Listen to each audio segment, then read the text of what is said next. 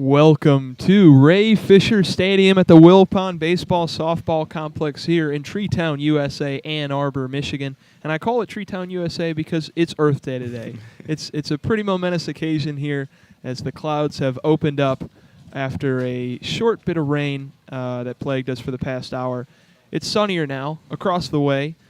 Michigan softball is ready to get started after the softball diamond over there was consecrated as Carroll Hutchins Stadium.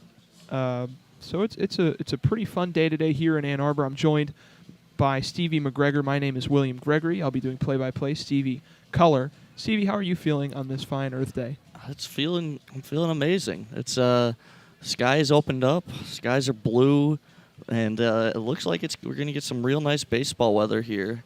Not the warmest day, but this is good old-fashioned Michigan baseball weather right here. And it's an all-Michigan matchup, Michigan versus Michigan State. The Wolverines took the Spartans yesterday. Game 1, the Wolverines won that 5-3. The scoring was settled in the 5th inning after a Brock Vredenberg sac fly. That was for the Spartans, but that was just a pull closer. Made the score 5-2. The Wolverines had the game in hand after a solo homer by Ted Burton in the 4th inning. Today, this afternoon, it'll be Harrison Cook on the mound for the Spartans, and Connor O'Halloran, the lefty for Michigan, making his first start since an 13-0 drubbing at the hands of the Rutgers Scarlet Knights in Piscataway, New Jersey. That game took place on April 14th. It represents Michigan's biggest loss of the season, but O'Halloran, with a sparkling 2.42 ERA, is Michigan's best pitcher, and he's looking to bounce back on the mound today after a horror show of one inning against Rutgers. Yeah. I mean, he's going to be looking to go right at this MSU lineup. This is a lineup that has 5 lefties in it, so O'Halloran will have that advantage throughout most of this lineup, especially with the top 3 hitters all being top 3 and best hitters for the Spartans all being left-handed. So it should be an interesting outing for O'Halloran. See if he can bounce back after you mentioned that drubbing at the hands of Rutgers. And, Stevie, you mentioned, interestingly enough, the Spartans are batting 3 consecutive lefties at the top of their lineup, as well as 4 of their 5 at the top. Going down that lineup, batting first, number 1, the second baseman, Trent Farquhar. Batting second, number 14, shortstop, Mitch Jebb. Batting third, number 28, first baseman, Brock Vredenberg.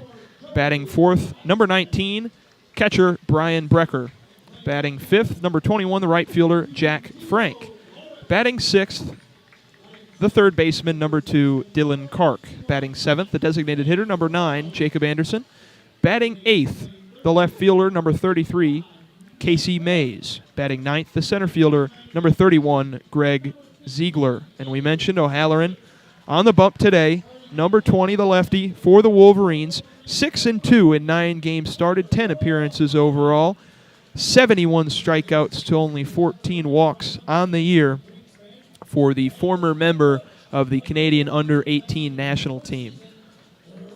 Yeah, I mean, O'Halloran has dealt throughout this season, and I think we're going to see more of the same today. As we saw, Michigan State was only able to muster 3 runs last night, and I think it's going to be more of the same offensive struggles for the Spartans as O'Halloran takes the bump. As you said, he's had an excellent year to this point with that 2.42 ERA, and I just don't really see this Spartan lineup really being able to touch him, especially with the lefty-on-lefty matchup being so problematic, and the way O'Halloran delivers the ball, making it even more so. And Michigan enters this game in a place where they can take control of the Big Ten from a team like Michigan State, who's performed better throughout the regular season. But in conference, Michigan started off on an undefeated streak, had those couple hiccups at Rutgers. Now into this game at 7-5 in conference. They're ready to take on their rival, the Spartans, and advance further above 500 than they have throughout the rest of the season. Yeah, as you were saying, with their start to conference play, they got off to a hot start, but it's kind of been stop and start. They've been able to put some wins together, but not really able to to string anything together that's been super meaningful and really gotten them catapulted up into that kind of upper echelon of Big Ten teams where they had lived the past couple of years. So it's going to be interesting to see if they can kind of start to build that momentum. As on Wednesday they lost to Toledo, so coming back and getting a series win here would be great for the Wolverines. Really help improve that conference record as we move closer and closer to the Big Ten tournament. And the Michigan defenders take the field. In left field, it's Tito Flores. Center fielder, Jonathan Kim. Right fielder, Joey Velasquez. At third base, it's Mitch Voigt, the freshman. At shortstop, it's number 12, Cody Jeffress. At second base, Ted Burton. At first base, Jack Van Remortel. And at catcher, the former Michigan State Spartan. He spent 4 years in East Lansing, Gabe Sotrace.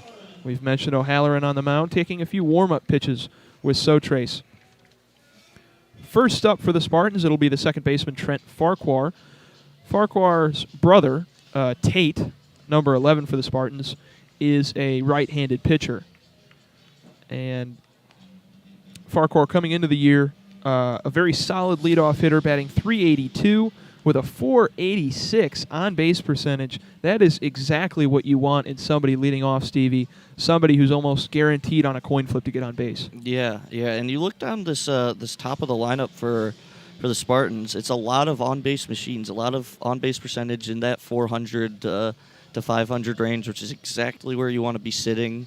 That means that they get the table set for those middle-of-the-order boppers to come and drive them in.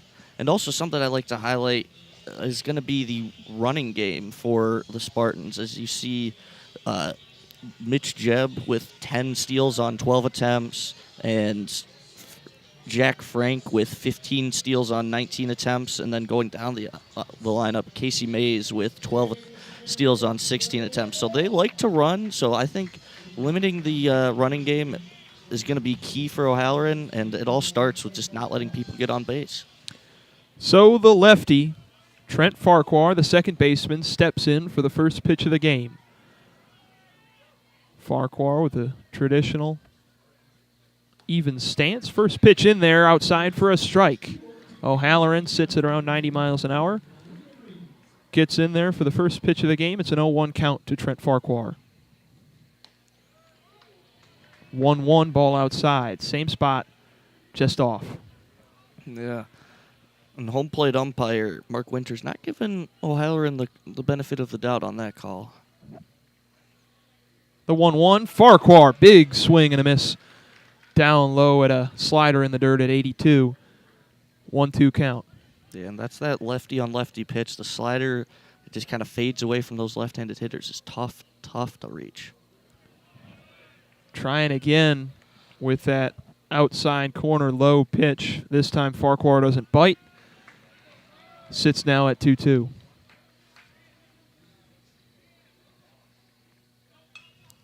Chopper, first base side. Van Remortel, easy play. Runs over, steps on the bag. First out of the game recorded for Connor O'Halloran. And up steps Mitch Jebb. Jebb has the potential to be the highest drafted player in the tenure of Michigan State head coach Jake Boss Jr. He has not had a player drafted higher than the 5th round. Mitch Jebb is the number 44 rated prospect in the MLB draft by MLB.com. Steps in there. First pitch, big swing and a miss. Force from O'Halloran on Jebb. Yeah, and as you see, Jebb with 18 walks to 14 strikeouts. Just a nice advanced approach from him here. Ball far outside from O'Halloran on the 0-1. And Jebb has a very interesting stance. I've heard him be compared to Rod Carew, the Hall of Famer. Now, he was a lefty outfielder, and Jebb plays shortstop, but they're similar in their approaches at the plate. He takes a pitch inside, called a strike. Now the 1-2 here from O'Halloran. Kicks and deals. Jebb, chopper to the left side of the infield, has a chance to beat it out for an infield single, but the throw from Voigt is in time to Van Remortel, and Jebb is out on an attempt to leg out an infield single. Yeah, and you saw Voigt making sure that he didn't mince any mince any actions there, as he was quick to get the speedy jab at first base. And it looked like it could have been Cody Jeffress's ball at shortstop, but Voigt made the play, ran over, made the throw, and it was a nice one. In steps Brock Vredenberg, and Stevie, as Vredenberg takes a ball outside on the first pitch, is one of those big boppers that those previous two players, Jeb and Farquhar, could set the table for. Vredenberg comes into this game with 8 home runs and a .720 slugging percentage. Second pitch in there for a strike. .720 slugging percentage is just absurd. And you see the Michigan infield respecting him with second baseman Ted Burton about 5 or 6 steps onto the grass here. Or onto the fake grass, I should say. Staring down an 0-2, Vredenberg fouls one out of play towards the Yost Ice Arena parking lot. And obviously with that kind of big power, you'd expect a player like Vredenberg to strike out at a disproportionate amount, but only 18 on the season to 21 walks. He's a tremendously disciplined player. Now the 0-2 once again, swing and a foul tip. So he just stays alive, does Vredenberg. Yeah, that was a good pitch there from O'Halloran, but a good, nice plate approach from Vredenberg there to stay alive and foul that pitch off. The 0-2, low and outside at 85. Vredenberg staying alive, working the count. Now the 6th pitch of the at-bat upcoming. Yeah, and I will say these Michigan State hitters, when they've gotten in these 2-strike counts, have had great approaches. That one's high and nearly into the chin of Vredenberg. He has to step away. 2-2 now on the first baseman. He stands in at a big 6'7" in there on the left side of the batter's box. Or in the right side of the batter's box, excuse me.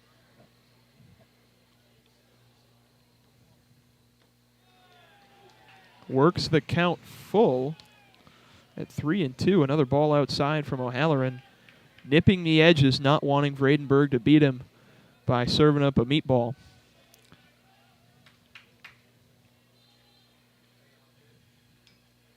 Another foul tip, just barely staying alive is Vredenberg. And this at-bat taking a very long time in contrast to the 2 quick outs rendered by Farquhar and Jeb. Yeah, just a good battle here from Vredenberg, not giving anything easy to O'Halloran. The 3-2 payoff pitch is a walk. So Vredenberg digs out from an 0-2 count, gets on first base for his 22nd walk of the season, and sets up the redshirt sophomore catcher Brian Brecker. Yeah, that's just a real good at bat from Vredenberg there. He got down 0-2, fouled off a few pitches, and he just didn't bite on any of those off-speed pitches that usually get those left-handers waving at. And that was a 9-pitch at-bat work by Vredenberg as Brecker takes a strike on the outside corner on the first pitch of his at-bat. Yeah, and Vredenberg, not much of a threat to steal. No attempts on the year, so... When you're big like 6'7", I wouldn't expect it. Yeah. O'Halloran from the stretch delivers another strike. 0-2 now on Brian Brecker. Second straight batsman for the Spartans to go down 0-2. We'll see if O'Halloran can leave Vredenberg stranded. Yeah. O'Halloran doing a good job of attacking early in the count here. Now a pickoff attempt to Vredenberg. It wasn't too much trouble for Brock to head back to the bag. He got there standing up. Isn't taking a huge lead. And now O'Halloran will set to throw against the first righty in the lineup he's seen, Brian Brecker. Swing and a miss. Third strike was not dropped. O'Halloran gets out of the inning, leaving a runner stranded, and Michigan will come up to bat for the bottom of the first. Yeah, that was just a real nice slider down and in to Brecker there. I mean, just kind of tied him up. Nothing he could do with that one. And really good job from O'Halloran, working fast, really taking control of all of those at-bats for to kind of set the tone early on. So lining up for Michigan, their batting order. Number 12, the shortstop, Cody Jeffress, batting first. Batting second, number 3, second baseman Ted Burton. Batting third, number 21, center fielder Jonathan Kim. Batting fourth in his second game back from an arm injury, the designated hitter, number 5, Jimmy Obertop. Batting fifth, the right fielder, number 24, Joey Velasquez. Batting sixth, number 22, the left fielder, Tito Flores Jr. Batting seventh, number 51, the first baseman, Jack Van Remortel. Batting eighth, number 55, the third baseman, the freshman star, Mitch Voigt. And batting ninth, the former Spartan, number 15 at catcher, Gabe Sotrace. Facing off against Harrison Cook, wearing number 8. He's a junior out of Iowa, and he actually transferred in from Iowa Western Community College. That's where his second stop was on his career. His first stop was the University of Kentucky. He redshirted the COVID year, had to go to Iowa Western, pitched very well there, well enough to make his way to the Big Ten. And now with the Spartans, he has a 5.06 ERA, 4-2 in 10 appearances. This is his 5th start of the year. His last start against Western Illinois, 6 2/3, 2 earned runs, 3 Ks, and a 12-2 win. But his last pitching appearance against a Big Ten opponent was against Ohio State, where he pitched 4 innings, 2 earned runs, 5 Ks. But that game ended up in a 2-13 loss for the Spartans. Here comes Cody Jeffress. The transfer from the University of San Diego came over when Tracy Smith inherited the head coaching job here at Michigan from Eric Bakich. And Bakich took his shortstop, Riley Bertram, with him to Clemson. So Jeffress filling the holes of that player here. Batting first, a 4.03 on-base percentage is the reason he's leading off. Takes the first pitch outside, ball 1. Second pitch a bit high for Jeffress, 2-0. Yeah, and Jeffress, not much of a power threat, but like we were talking about with the top of that Michigan State lineup, definitely a table setter. Good guy to get on base and maybe get a little action going on the base pass. The 2-0 down low in the dirt. Working a 3-0 count as Jeffress, trying to go for his 31st walk of the season. He's only struck out 20 times. In that 254 average he has, definitely a big discrepancy between that 4.03 on base percentage as he shows bunt, but the pitch was clearly too far outside. He pulls it back, takes ball 4, and walks to first base. Yeah, and Harrison Cook's got to find the strike zone. None of those pitches were particularly close, so definitely gonna look to dial it in. We see the first shift of the day enacted on Ted Burton. Burton, who hit a solo shot in the 4th inning yesterday, steps in. First pitch. Tried to check his swing, and the home plate umpire checks down to the first base judge, Matthew Anderson. Said he went a bit too far. 0-1 the count on Burton. Yeah, I'm not so sure about that one. From our vantage point, didn't look like it, but the 0-1 to Burton. Takes it outside. 1-1. And Burton in there as a righty. Michigan staggering their lefties and righties. They only have 3 lefty batters that play often. So they made sure to put him at the top of the lineup against the righty Cook. In comparison, Michigan State started off with 3 straight lefties against Connor O'Halloran. The 1-1 is a ball on the outside corner at 77. Cook trying to work that slider into the mix. Couldn't locate it there, and Burton didn't bite. Yeah, Cook's had a tough time locating his off-speed pitches so far, so a lot of patience here from these Michigan hitters. Chopper, third base side, just goes foul. Dylan Kark has to lay off playing it. Burton sits at a 2-2 count here in the bottom of the first. Nobody on. Jeffress on first. First batter of the game for Michigan reached on a 4-pitch walk. Interesting. We see Michigan State going back into double play depth now there's 2 strikes. And the 2-2 is low. 3-2 the count now on Burton. Works it full with 1 out. Jonathan Kim, the center fielder, on deck for Michigan, who delivered an RBI triple and an RBI single in the game yesterday. Pickoff throw to Jeffers, who's perfect on his stolen base attempts this season, 8 for 8. He slides back to first no harm, no foul. And you see that height of Radenberg at first base. He's 6'7". The shortstop, Jeffress, is 5'8". So one of those pictures where it's like Aaron Judge and Jose Altuve at second base. That's what it looks like out there at first. Yeah, he does tower over Jeffers out there. The payoff pitch. Burton holds off, and the ball is inside for a walk.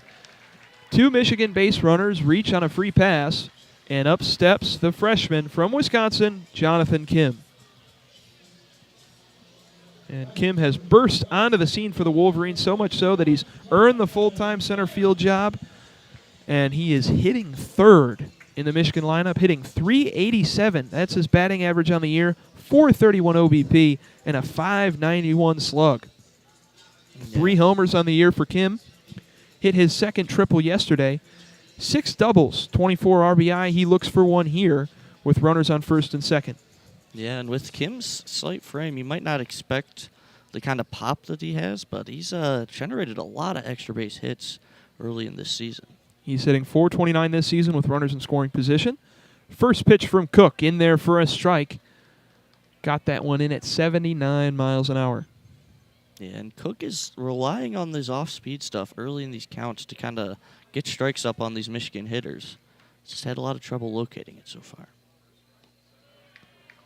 Second pitch down low, a ball. Kim works it 1-1. Only 5 walks on the season for Kim. He looks to swing early and often, trying to get the ball in play. That's what leads to an average like we see from him at .387.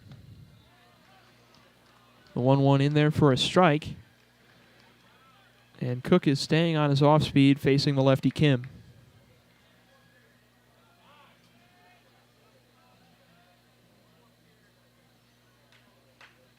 The 1-2, Kim swings foul down the left field side. Up and out of play here at Ray Fisher Stadium, which on this colder day is starting to fill in after the rain stopped and the clouds parted. A bit of sunshine here today in Ann Arbor. The 1-2 to Kim. Swing and another ball lifted out of play, foul down the left field side. Yeah. Michigan wearing their blue uniforms today. They wore the pinstripe whites.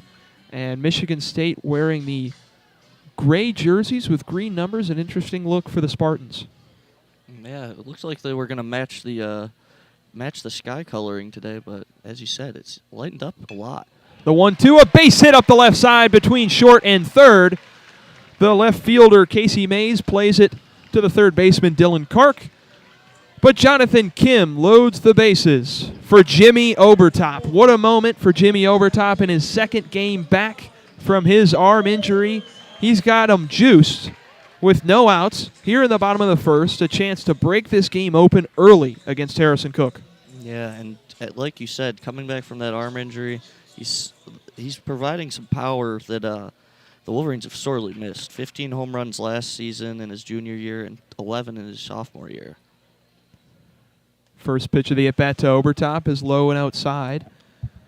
And I would suspect that Cook, as much as possible, would nip around the edges against Obertop. Stevie, you mentioned his power, but with the bases loaded, you can't afford to walk him. The 1-0, just a bit outside, calls Mark Winters, the home plate umpire. And now he's going to have to come right at Obertop with the 2-0 count. Obertop did work a walk yesterday, also had a hit and a strikeout, and the day 1 for 3. And the 2-0 is inside on Obertop now, 3-0 the count, and Harrison Cook is in danger of walking in a runner with the bases loaded.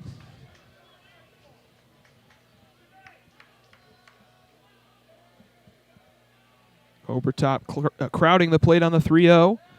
In there, down low for a strike towards the bottom of Obertop's zone. 3-1 now on Jimmy, and he might be able to swing away here on the 3-1. Yeah, they're definitely going to be looking to let Jimmy loose here. Bases loaded, 3-1 pitch. Obertop lays off it. It's in there on the outside corner for a strike at 87. Cook made sure to up his velocity on that pitch. He's been relying on his off-speed for most of the game so far. Locates that one on the outside corner, 3-2. Payoff pitch for Obertop with the bases loaded, and he swings and misses. Second strikeout of the season for Obertop. And he'll leave him loaded for Joey Velasquez, but that's not the outcome the Wolverines would want from Obertop in a big scenario like that. Probably their best overall hitter, but Velasquez steps in now, hitting .253, .348, .394 on the season. He's .286 this year with the bases loaded, .259 with runners in scoring position. Needs a big hit here for Michigan. First pitch in there for a strike, and it seems like Cook is locating his pitches better than he was earlier in the at-bats to Jeffers and Burton. Yeah, battling back from 3-0 give you some sort of confidence, that's for sure. The 0-1 is a base hit into left field. 2 runners will score off the single from Joey Velasquez, and Michigan is on the board first, 2-0. Yeah, just a good piece of hitting there from Joey Velasquez. He took that outside changeup and he just kind of poked it out into left center field. Just a real good approach there. Not trying to do too much with that pitch because that's an easy one where if you're getting a little overzealous, your eyes get big, you can just easily roll that over, and that could have been an inning ender if you did roll it over. But a good piece of hitting to drive in 2 runs from Joey Velasquez. Velasquez collects his 16th and 17th RBI of the season. Still runners at the corners for the Wolverines. Up comes Tito Flores. Flores is hit. No, they'll say, no, it was a hit by pitch on Tito Flores. I thought the umpire was signaling that he hit it with the end of his bat.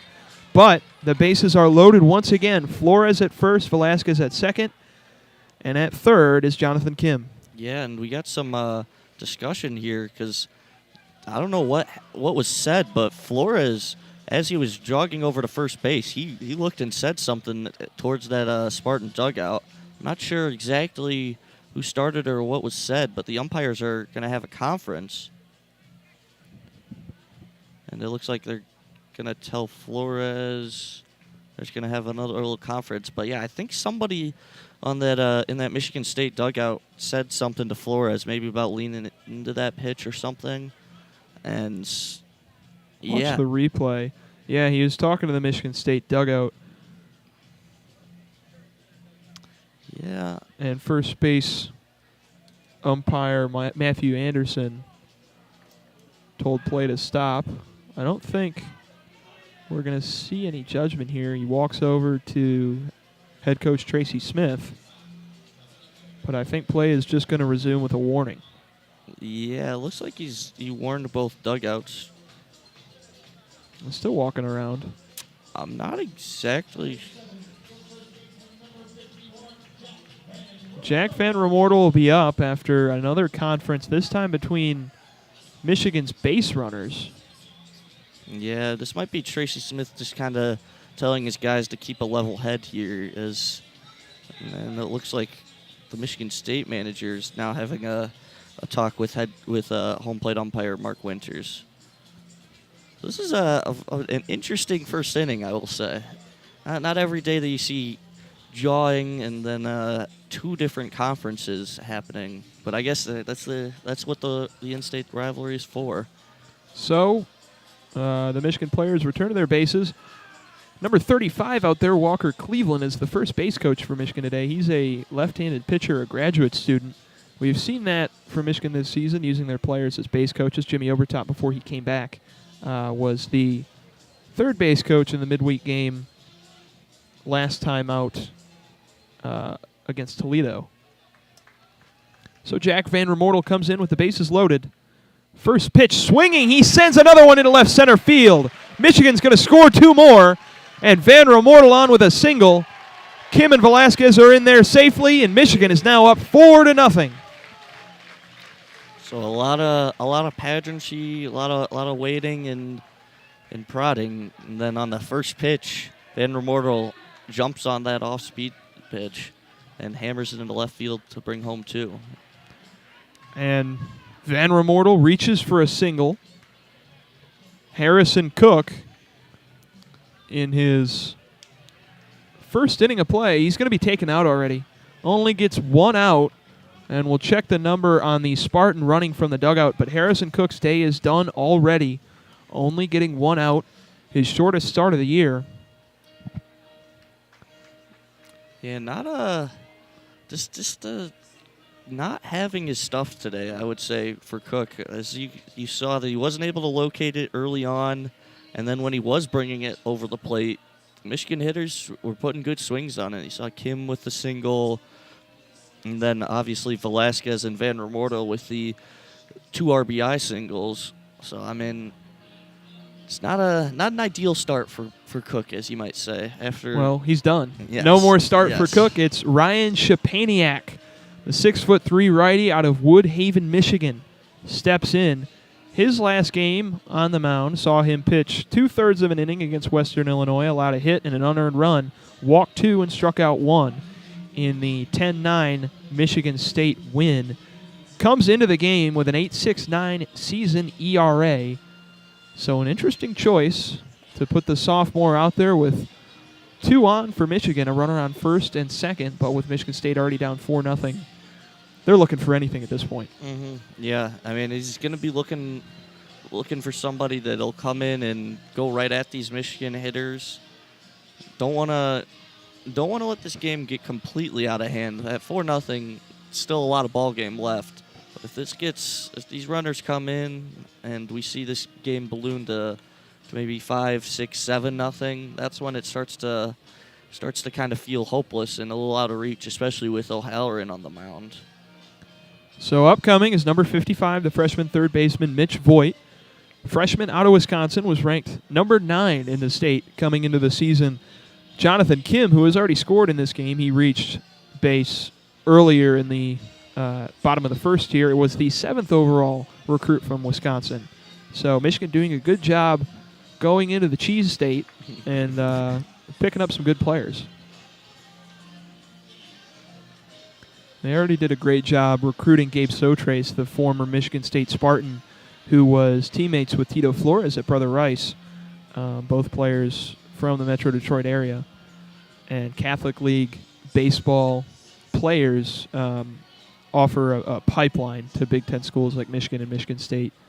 A lot of those Detroit Catholic League student athletes are really, good young players. You see a lot of players from Orchard Lake St. Mary's, Brother Rice, Kurt Barr here at Michigan University Liggett School alum, which is my high school. Proud to have him on the team. Showing yourself out, I see. We're in the Catholic League now. It doesn't make sense because we're not a Catholic school, but it's when you're talking about Michigan high school baseball, you start with the Catholic League. In steps Mitch Voigt, batting .262, .338, .426 on the season.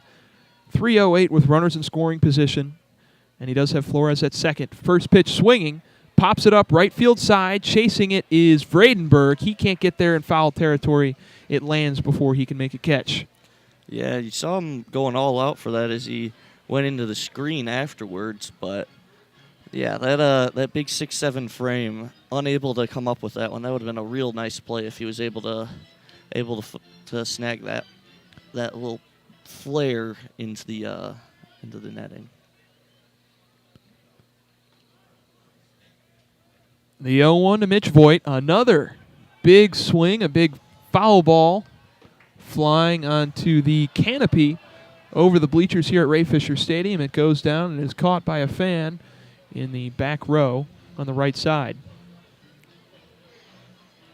Shapaniak lost his hat trying to locate that ball up in the air, seeing if he could make the grab in foul territory, but went too far out. Now 0-2 to Voigt, the freshman. Yeah, we are starting to get a little bit of winds kind of coming in, blowing a little bit towards that left field pole. It seems the sun has disappeared. Voigt goes down swinging on an 0-2 count after 2 foul balls. Voigt is punched out after 3 pitches. The first out of his outing for the inserted pitcher, Shapaniak. Now steps in the former Spartan, Gabe Sotrace. Yeah, he'll be looking to get a little revenge on his old team here. And Sotrace did have a hit in the game last afternoon. Scored as well in that game. Takes a first strike at 89 on the outside corner. Sotrace, a traditional catcher stat line, batting .214, a .352 on base percentage, and a .359 slug. 3 homers on the season. Pretty good number for college baseball. Only 6 RBI, though. Yeah, a big bender from Szczepaniak. Szczepaniak has been dialing up the speed a little bit compared to Cook, as he sits at about 92 with that fastball and then goes all the way down to 75 with that curveball. The 1-1 to So Tracy sits on it again, 1-2. And Stevie, you mentioned that Szczepaniak is on average a bit faster than Cook was. Cook was just throwing a lot of pitches in the 77 to 80 mile an hour range, and I think it was easier for Michigan hitters to be able to sit on those pitches and locate where they were coming from. That's why we saw those 2 base hits from Flores and Van Remortel. The 1-2 to So Trace, ball outside, 2-2.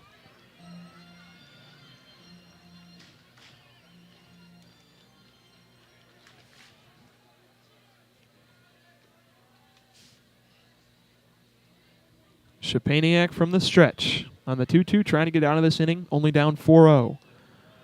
So Trace holds off another ball outside, and I think they call a balk on Szczepaniak as the runners advance. Remortel from first to second, and Flores from second to third. I'll check that on the replay. Yeah, it looks like they said that he came set a little bit too quickly on that one.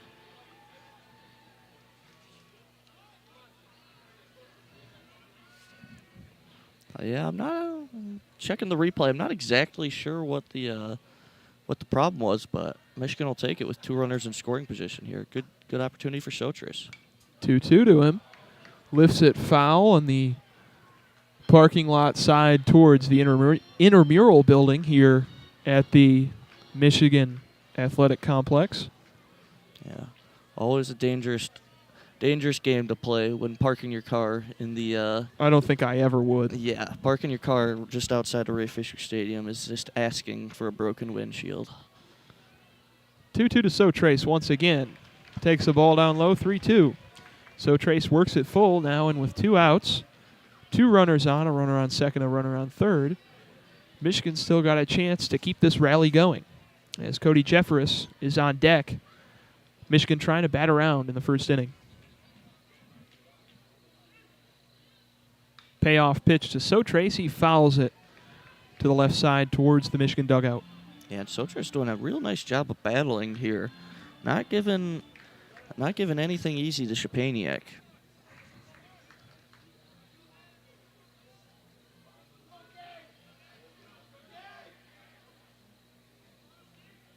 So Trace readies once again for the 3-2.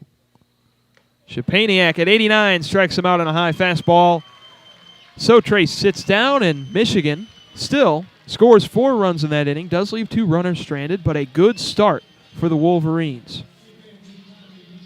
Yeah, and Szczepaniak did a nice job of coming in. We mentioned his ERA and kind of struggles on the season, but he did a nice job of coming in and quelling that rally for the Spartans. As I will say, it's that long first inning with the delay for the little jawing between Tito Flores and the bench and the pitching change, of course. It'll be interesting to see how O'Halloran comes out, because he came out and he was pounding the strike zone early in that first inning. And with that long rest, it's always tough to keep that arm warm, and especially against the 5, 6, 7 hitters for this Spartan lineup. It'll be different. It'll be interesting to see if O'Halloran is able to command that strike zone as well as he did in the first. As we check across the diamond to the softball game occurring right across from us, Michigan is up 1-0 on Northwestern in the bottom of the second. Northwestern, ranked number 21 in the country, the number 1 team in the Big Ten, only 1 conference loss all season, was taken to the wire last night. Michigan went 11 with them, but Northwestern, after a few attempts at burying Michigan, finally got it done in the 11th. Michigan couldn't come back, lost that game 4-3. We'll offer some in-game updates for that softball game, as Carol Hutchins is dedicated as the name for the stadium in which Alumni Field is located over there at the softball complex. But here at Ray Fisher Stadium, the baseball team of the Michigan Wolverines is up 4-0. Connor O'Halloran ready to face off Leading off the inning for Michigan State, number 21, the right fielder, Jack Frank, a lefty junior, steps in.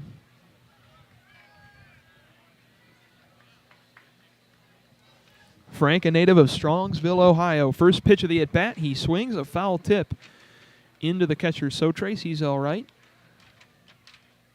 Frank starts out 0-1. He's hitting .331 on the year. Really talented hitter, slugging .535 here in the 5 spot for the Spartans.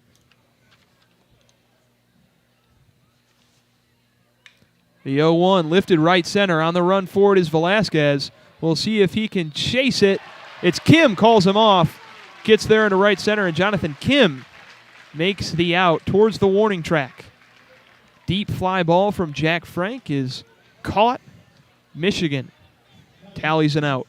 Yeah, that looked like an off-speed pitch that kind of just hung up and caught a little bit too much of the zone from O'Halloran there, but a nice play from Kim in the deepest part of Ray Fisher Stadium out in right center field. That ball probably traveled around 390 feet. Got to the warning track. Kim in there in time. Speedy freshman center fielder.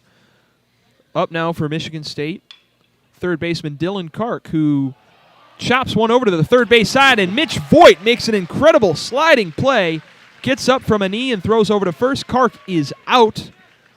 2 outs quickly for the Spartans. Mama, there goes that man. Mitch Voigt with a beautiful sliding play as it looked like that ball might get to Jeffries, as he might have had to throw a cannon over there to throw out Dylan Kark, but nice sliding play by Mitch Voigt. In steps Jacob Anderson, takes ball 1. The designated hitter today normally plays in the middle infield. He acts as a backup to Farquhar and Jeb. Getting some at-bats. He didn't start yesterday. Ceded that DH role to Sam Bush.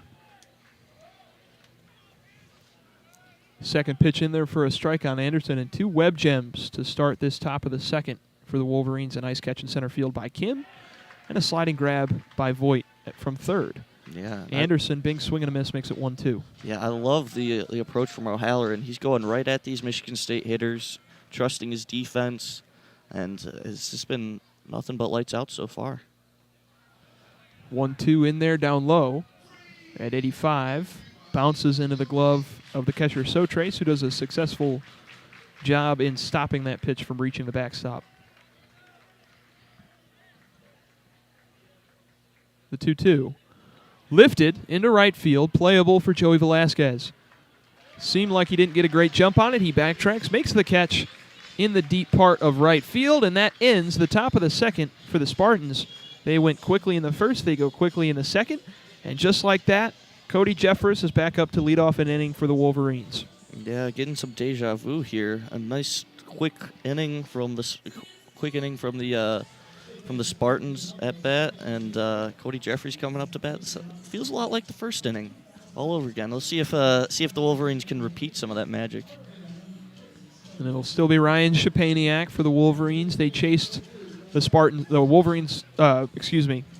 it's Shapaniak. The Wolverines chased the Spartans starter, Harrison Cook, in the first inning. He only had 1 out, allowed 4 runs. Shapaniak had to come and put out the fire, and he'll possibly get a good chunk of the first half of this game, as Michigan State doesn't exactly want a bullpen day in the middle of this weekend.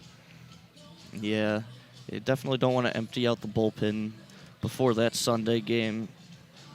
So if Shapaniak can give them a few innings here and kind of keep this score around where it is, that would be more than ideal for the Spartans. And they already had a pitcher in the game yesterday not go too far. Joseph Jerwa started for Michigan State. He threw 4 innings but allowed 5 runs. The bullpen came in for the Spartans and cleaned it up, but those 5 runs were too much. Jerwa picked up the loss. Michigan State lost the first game of the weekend 5-3.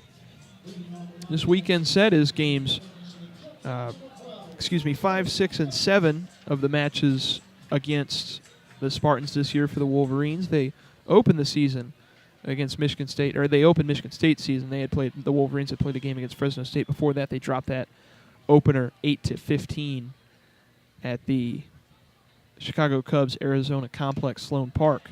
First pitch swinging for Jeffress, fouls it back into the netting here at Fisher Stadium. And the approach for Michigan has become a little more aggressive since Japaniak's come on the mound. A lot of.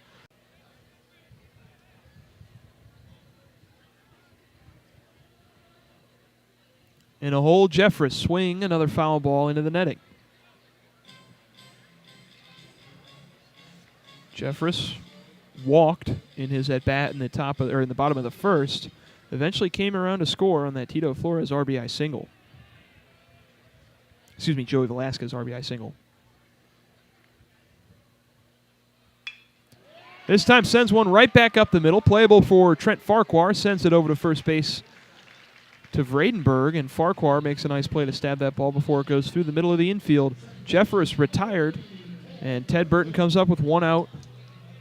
Wolverines not off to as fast of a start as they had last inning. Yeah, that ball looked like it might get through, but a nice play by Farquhar out there, ranging to his right and making that play look routine. Burton also walked in his first plate appearance. This time he sends one deep left field. Goes fair, but that ball was rocketed. Almost got to the Oosterbaan Fieldhouse.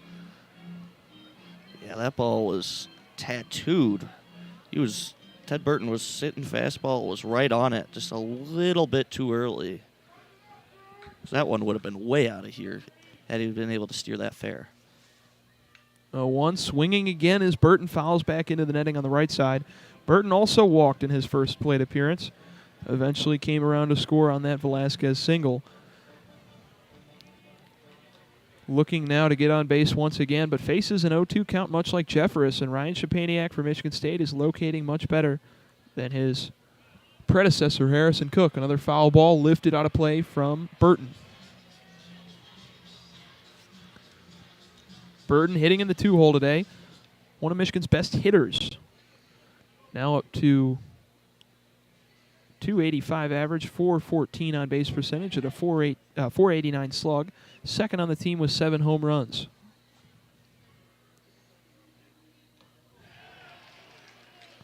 This time, though, he swings and a miss on a 90-mile-an-hour fastball up high. Sits down.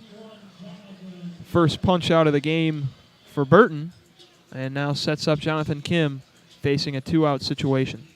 Yeah, I've been really impressed with Szczepaniak here early on. He's coming right at these hitters. That high fastball has gotten a lot of Wolverine hitters to chase, and it's gotten a lot of strikeouts because of it.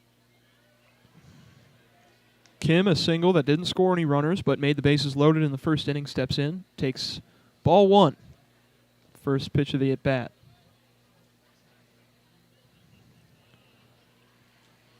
Kim, a very dangerous hitter. A chance here at this at-bat to get his average back up above 400, the magic number for any level of baseball.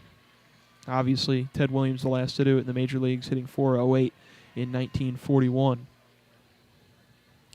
The 2-0 now to Kim. Takes a ball inside and works a 3-0 count quickly. And just as we're complimenting the control and kind of direct approach of Szczepaniak, he seems to have lost the zone. So there's your first announcer jinx of the game. Technically a reverse jinx for the Michigan fans listening. This time Szczepaniak locates an off-speeder on the outside corner up high. Kim doesn't bite on 3-0. 3-1 now, free to swing away. Holds up, and that pitch is in there, though, for a strike. 3-2 count, 2 outs. Nobody on for Jonathan Kim, the freshman.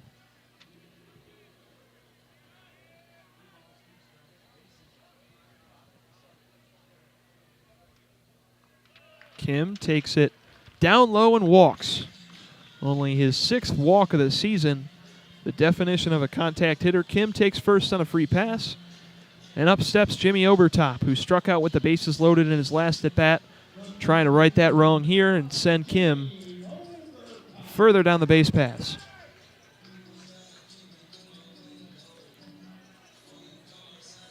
And this is another good opportunity for Jeremy Obertop to kind of get in the swing of things. No pun intended. with a lot of early at-bats here in this game. Kim's going to go here on the first pitch of the at-bat. Throw is high from Brecker, the catcher for Michigan State, and Jonathan Kim steals his third bag of the year on his 5th attempt. Doesn't do it often, but he's a speedy player, as evidenced by that big grab he had in right center in the top of this inning. Obertop takes ball 1. Kim now in scoring position. Obertop holds off on the 1-0, takes 2-0. Down low on the curveball at 74 from Shepaniak.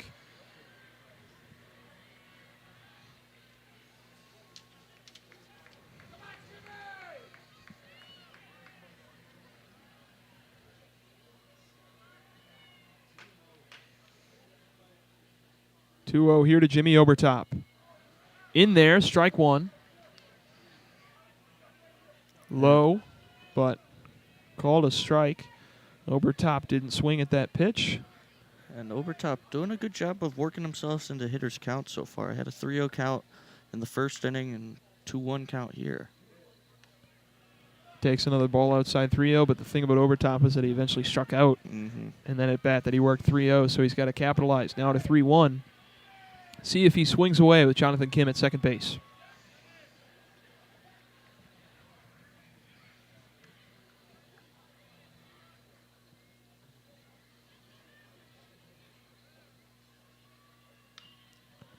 Chopper down the left field side. And Michigan State playing with a slight shift. Now with the runner off of first base, Vredenberg is free to travel on the right side of the infield. But throughout this at-bat, the second baseman, Farquhar, has been playing closer to the bag. They're playing Obertop to pull. To the left field side, right field almost wide open. Swing on the 3-1. Obertop sends it into left. Catch made. And that'll do it for the second inning. Great catch made by Casey Mays on the run.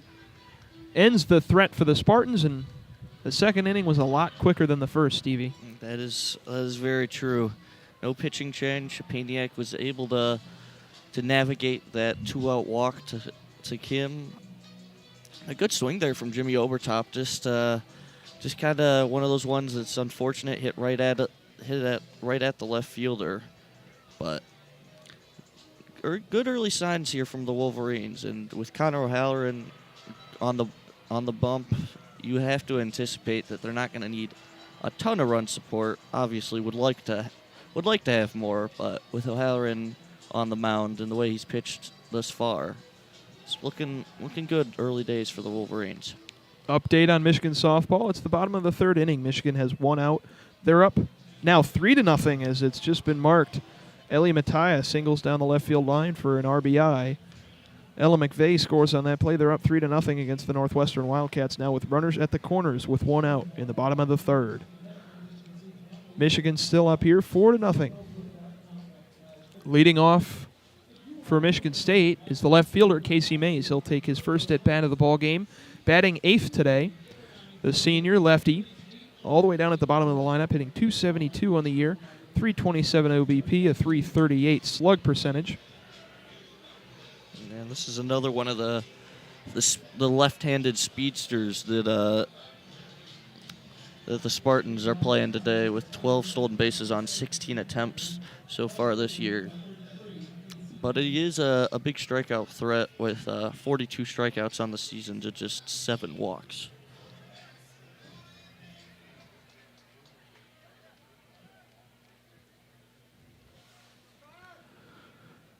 Connor O'Halloran still on the mound for the Wolverines. Worked through 2 innings, only thrown 30 pitches. Far cry from his last start against Rutgers, in which he only pitched an inning and allowed 4 runs. First pitch from O'Halloran is fouled away. 0-1 on Mays. Mays attempted to use that speed to bunt his way on. Not sure if he just missed it or bunted it off of himself. It was a weird play. The ball ended up in the dirt. Ump said it was in foul territory. This time he plays it straight up, swing, and a foul lifted up and out of play right over our heads here in the broadcast booth. And you may be able to hear those cheers in the distance as the Wolverines softball team, I believe, just hit a 3-run home run. And Casey Mays swings and misses at the 0-2, strikes out. O'Halloran again making quick work of this Spartan lineup, his second strikeout of the ballgame.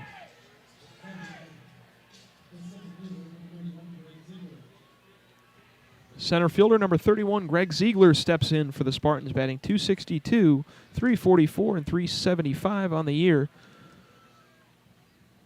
Also a stolen base threat, 6 steals on 9 attempts this season. He's hit 2 home runs, takes the first pitch outside for a strike on the outside corner.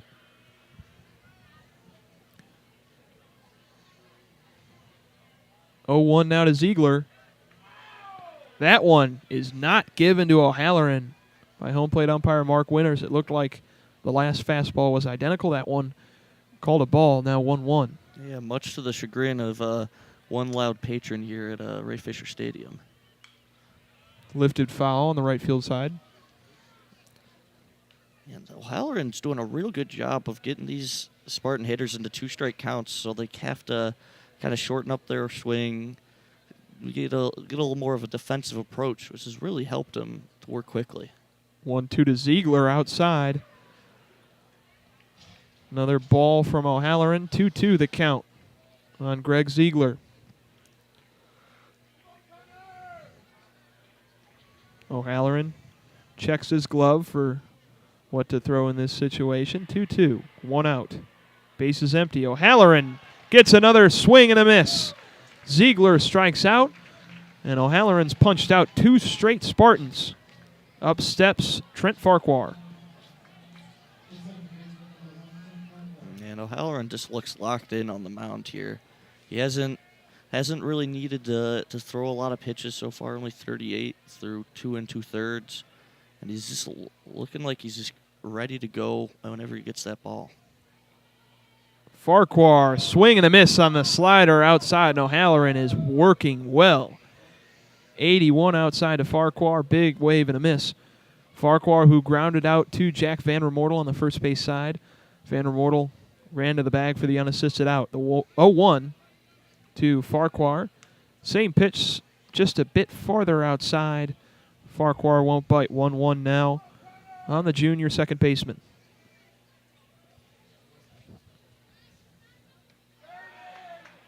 In there, down the pipe, and the home plate umpire Winters does not call it a strike. It's ball 2, and we're getting some more vocality from the Wolverine faithful. That pitch looked like it was right down the middle, and this time it's a base hit right up the middle. Ricochets off second base, and Farquhar's on there with a single, and that's more what you'd expect from Farquhar. Rather than a ground out, he reaches base. He's hitting .379 on the season. That's going to go up. Entered the game hitting .382, and now Mitch Jebb, the shortstop, steps up with 2 outs, trying to advance his teammate Farquhar, his middle infield buddy. Yeah, and that one looked like it was coming right down the hole, but gets stopped by the second base bag. Not something you see every day, but a hit nonetheless for Farquhar.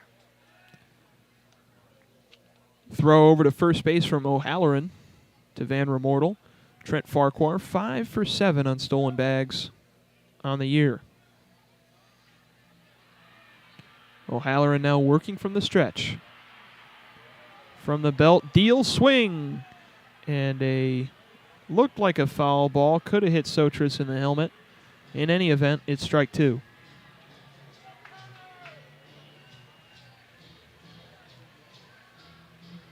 Yeah, sun coming back out and peeping through the clouds. It is really gray, but getting some nice sunshine, at least for a little bit.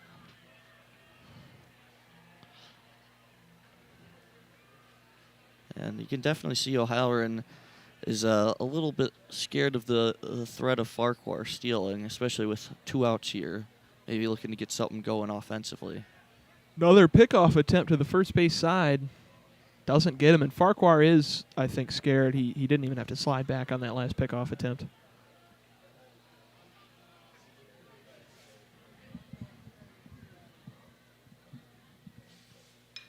Jebb lifts one to left field. towards the wall. Tracking it is Flores at the track. It's off the wall. And running around third is Farquhar. He'll slide into home plate safely. Mitch Jebb scores his double play partner with a stand-up double. And that went right towards the wall of Michigan baseball greats. You see Jim Abbott, Barry Larkin, Bill Freehand. Hit that brick wall there. Tito Flores couldn't grab it. Luckily for Michigan, it wasn't a home run, but first run of the ball game for the Spartans, scored by Mitch Jebb. Yeah, and that was just a really good two-strike approach from Mitch Jebb there. Just taking that ball the opposite way, not doing too much, and driving in a run for his troubles. And O'Halloran, who had been cruising, lets up a mistake there. In steps Brock Vredenberg, the big framed first baseman. Fouls the first pitch out of play towards the left side. Facing an 0-1 now, still rocking a .413 average. He walked in his last plate appearance. Vredenberg takes outside, ball one.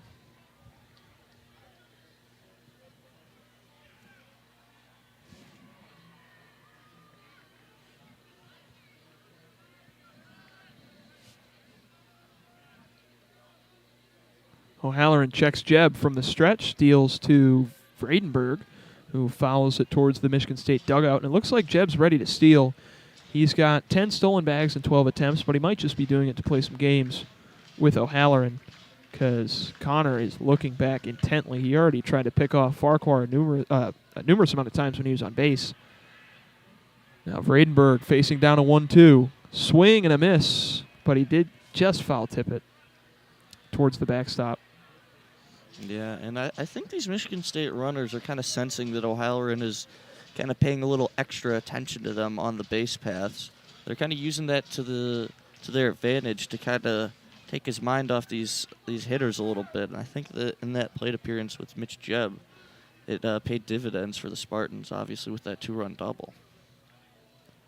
O'Halloran checks back against Jebb. He makes a jab towards running to the third base side. It's a slow chopper towards the second baseman, and Jebb comes around and takes home. The unsuspecting Ted Burton fielded that slow grounder from Vredenberg through to first, wasn't in time. Van Remortel wasn't checking home, and Jebb was coming around to score.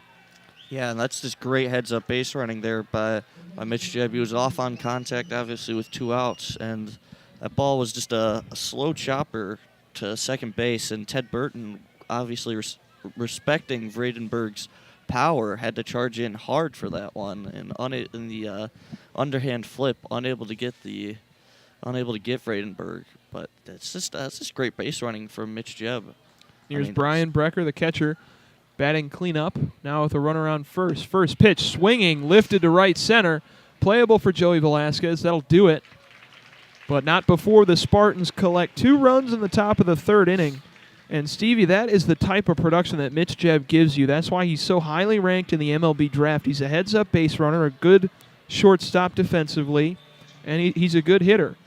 On that trip to the plate, trip on the base pass, he scored a runner with a RBI double, came around to home on a play that not most players would score on, and he's really single-handedly the reason that Michigan State put 2 runs on the board. Yeah. I mean, using that speed, it's kind of what he's hung his hat on there here this season. And, I mean, that speed was on full display. I mean, getting second to home on what was a ball that barely got even onto the dirt or faux dirt here in Ray Fisher Stadium. It's always impressive to see, and Michigan State definitely glad to have him. As we move towards the bottom of the third inning, another score update, and it might be the last one we get unless there's another outrageous score. Michigan is up 9-0 in the bottom of the third, and they're still up. Ellie Sealer is up to bat with 1 out. Runners still in the corners. Michigan has cracked it open in this third inning. They've had a single that scored a runner, another single. Kiki Thole had a 3 RBI homer. And the next at bat, Indiana Langford had a 2 RBI homer. Ella McVeigh singled to score another runner, and this bottom of the third inning for Northwestern just keeps going on. Yeah, and what the offense had plagued the Wolverines softball team throughout most of the season, exploding today. And it's been the pitching that has primarily carried them, but today it's the offense, and they're, in all likelihood, going to hand the second conference loss of the season to the Northwestern Wildcats. Here's Joey Velasquez, who hit a 2 RBI single back in the first inning with the bases loaded, scored Cody Jefferson, Ted Burton. This time he swings at the first offering from Ryan Szczepaniak.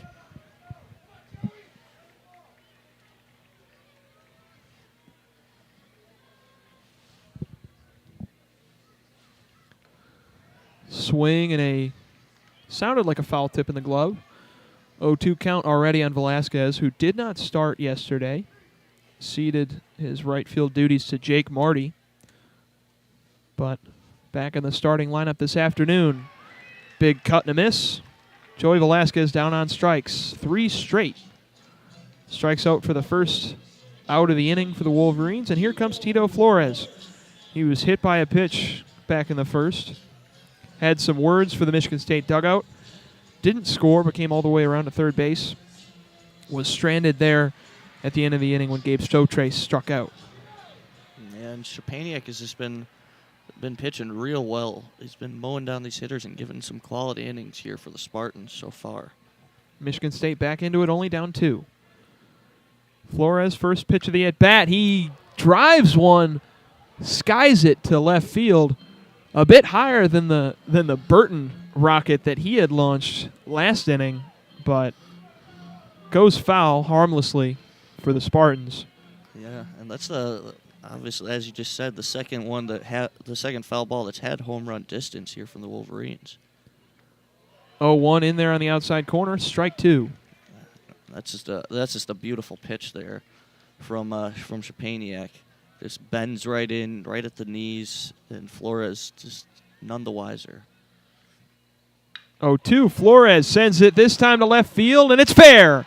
Off the wall, Flores rounding first, slides into second, and he's got a double. Almost the same spot that Mitch Jebb hit his double off the wall to Flores' left side. Tito returns the favor. Casey Mays can't play it as it's off the wall, and Tito Flores gets in a scoring position for Jack Van Remortel. Yeah. Van Remortel, who singled his last plate appearance, scored 2 runners. Yeah, just a good piece of hitting there from Flores. He barreled that ball up, 91-mile-an-hour fastball, and he just tattooed that thing right off the bottom of that left field wall. First pitch to Remortel, foul into the Michigan dugout. And it seems that Szczepaniak, if he misses bats, which he's been doing often, that's all good and well, but if a Michigan bat gets a hold of one of his pitches, they're sending it with some high exit velo. So that's kind of the tightrope that Michigan State head coach Jake Boss Jr. is playing with Szczepaniak. As the 0-1 is swung on to center field, a blooper is caught by Farquhar, ranging all the way over from second base.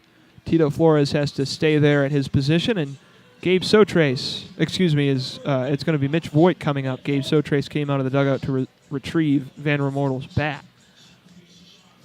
Yeah, that was a nice play by Farquhar. That's kind of no man's land out there just behind that second base bag, and able to navigate that even with Ziegler charging in hard from center field.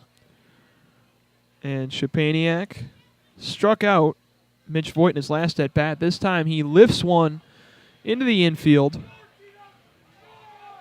and it's caught by Brock Vredenberg, an easy pop fly that really didn't go too far from home plate. That ends the inning for the Wolverines. They strand Tito Flores at second.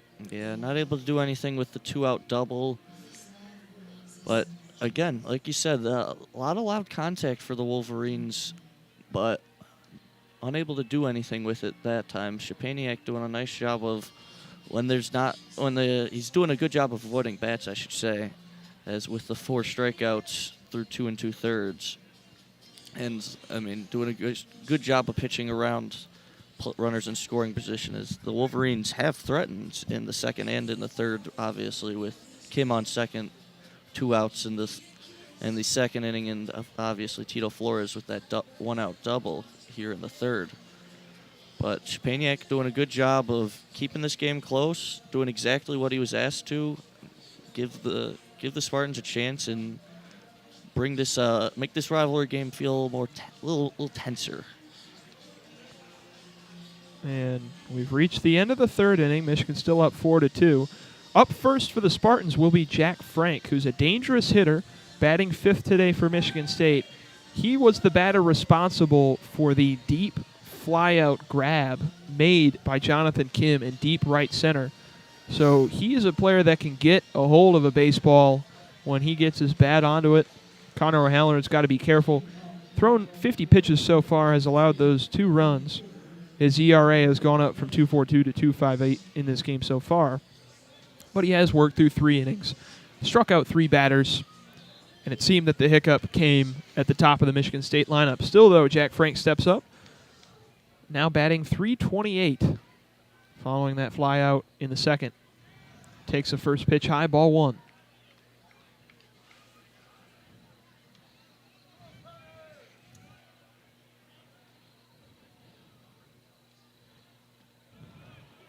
Second pitch in there. Strike called on the outside corner at 88 for O'Halloran. Check in on that softball game. Michigan still in the bottom of the third. Bases loaded, 2 outs, up 11-0. The 1-1 is grounded to O'Halloran. He gloves it, sends it over to Van Remortel. Nice play by the pitcher. Yeah, that was a kind of a perfectly placed ground ball for O'Halloran, as he kind of finishes with his glove down to his right side.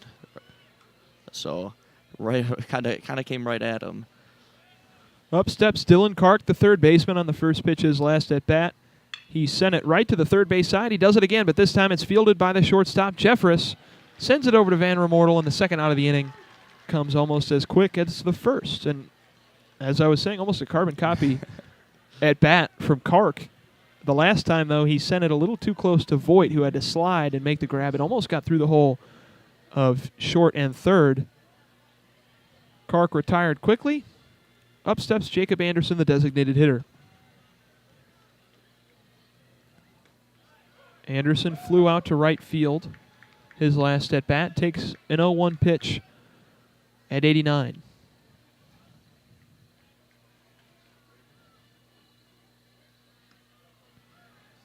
Trying for that same spot at 89 as O'Halloran, but it's a bit outside. 1-1 to Anderson.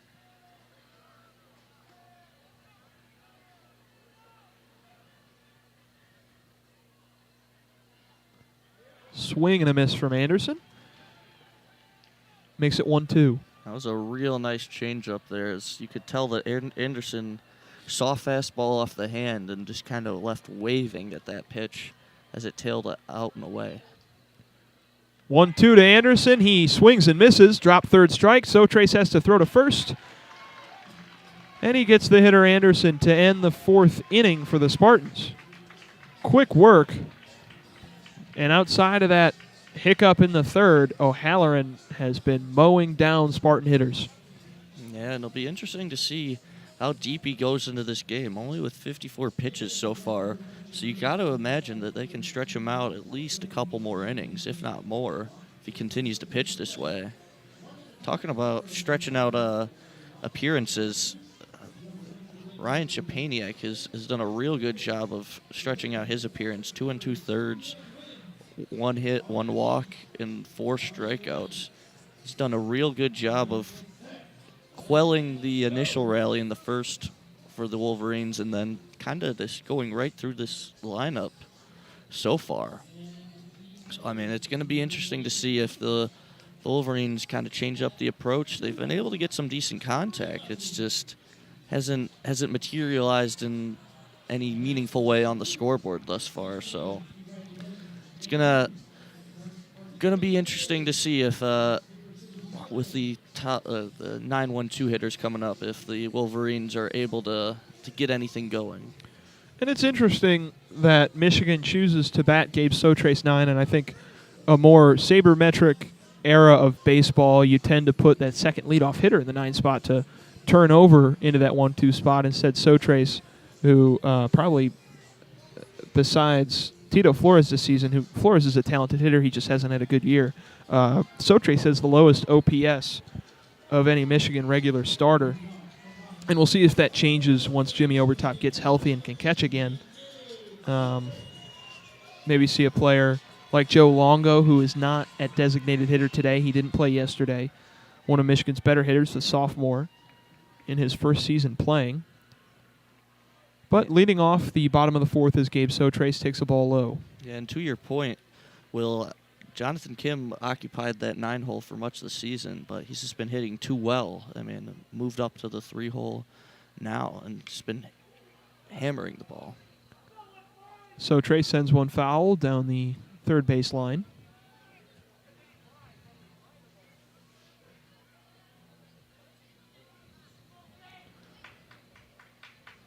One awaiting the Sotrace. First at bat here in the bottom of the fourth. Shapaniak been pitching well. Sotrace sends it right to his glove. And back-to-back half innings, the pitchers for the Spartans and Wolverines have made nice plays. Yeah, kind of startled Shapaniak there, as he kind of didn't expect that one to be coming right back at him, but able to recover, make the nice catch. Jeffress, who grounded out to the second baseman Farquhar in his last plate appearance, steps up. Michigan still in that bottom of the third. They're up 13-0 in the softball game.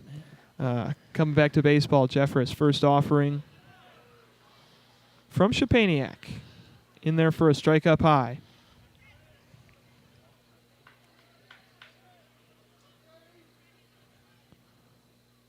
One to the shortstop. Transfer from San Diego. Lifts one to right field. Lazy fly for Jack Frank. He drifts in. Records the out. Jeffress sits down. Up will step Ted Burton with 2 outs. Yeah, I think that might be the exact textbook definition of a can of corn right there. Is that one just died up there in the wind has died down a little bit, but the kind of windy conditions on this Saturday. As we see the Spartans enacting the shift yet again. And we've seen it on Burton so far in this game. They identify Burton, the righty, as a heavy pull hitter, so you see more of a shift. Left fielder May is playing very deep towards the wall. Burton works a 1-1 count with 2 outs. Outside of those 2 innings with scores, this game has moved rather quickly. Burton fouls off one, makes it 1-2 on the second baseman.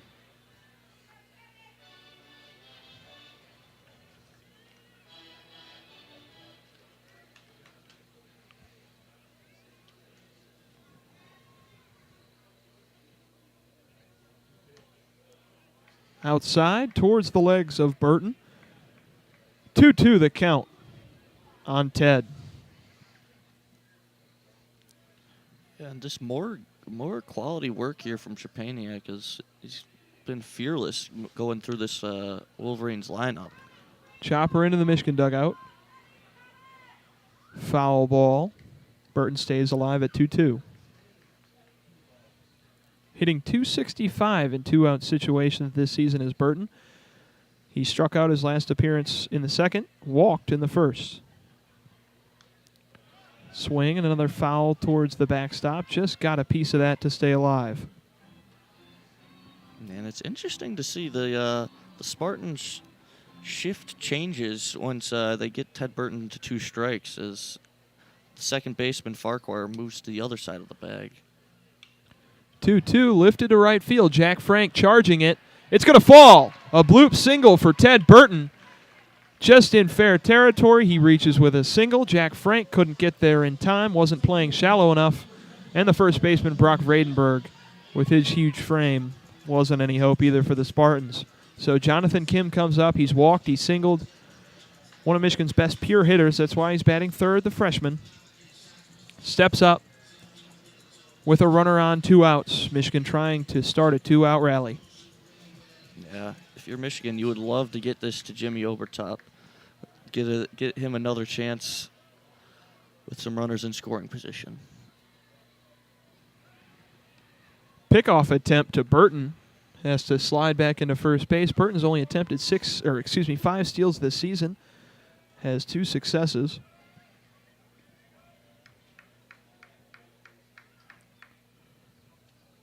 Szczepaniak again tries to pick off Burton. He hasn't even thrown to Kim yet.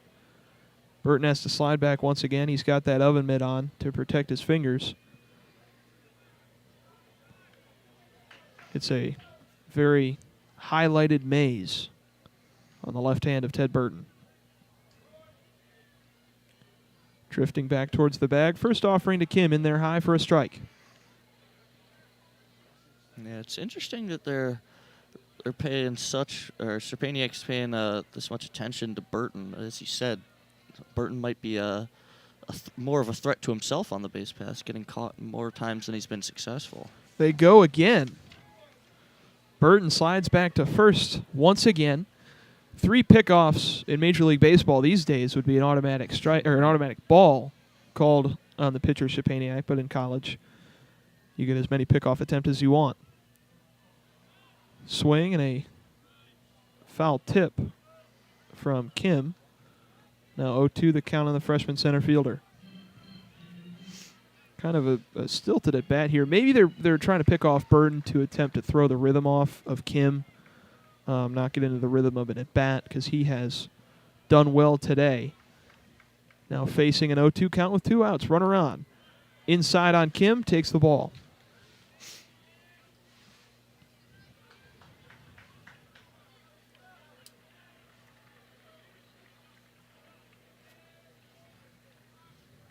Szczepaniak now at 52 pitches today. Throwing the 1-2. Burton goes. Kim launches it to center field. Tracking it is Ziegler. Makes the grab. Michigan strands 1. Kim is retired. We'll move to the 5th. In a game that has gone faster than I anticipated it would. I don't know about you, Stevie, after we saw that first inning take a while. Yeah.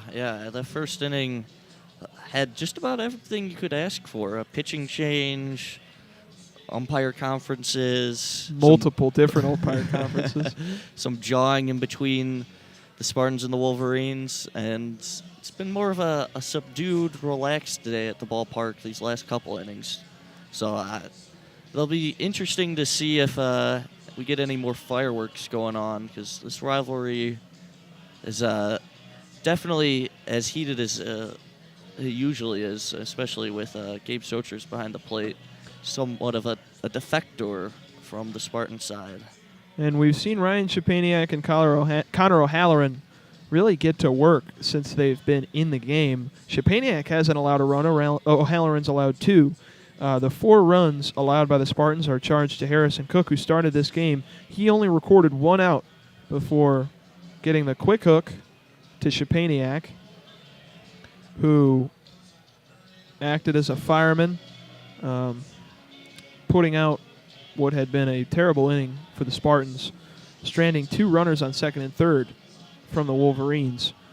O'Halloran still up there. He's thrown 58 pitches through 4 innings. Struck out 4, only walked 1, allowed 3 hits, 2 earned runs. And this quick pace has definitely got to be good for O'Halloran, kind of getting into that groove and settling in as he has done so far. Up steps the lefty, Casey Mays, struck out in his last at-bat. This time sends one up the middle. Base hit into center field. Casey Mays' first pitch reaches base, and O'Halloran will have to work against the top of this Michigan State lineup once it's turned over past Greg Ziegler, the 9-hitter who steps in. Man, that was a good swing there from Casey Mays. He took that ball right back up the middle. Just that was an example of just hit it where it's pitched. I'm not trying to do too much. Just keeping it nice and simple. O'Halloran throwing to Mays, and we've seen both of these teams lean in heavily to pickoff attempts and none of them have gotten an out on him.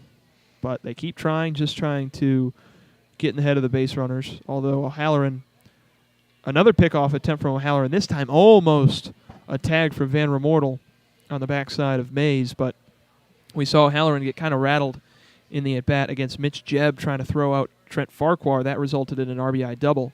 This time he's going to go, does Mays. He gets caught in a pickle after O'Halloran tries to throw to Van Remortel first, but Mays reaches second. That's his 13th steal of the year, 17th attempt. Yeah, and O'Halloran, like you said, he had him picked off, but, I mean, Mays just seemed to be going on first move and able to use that speed.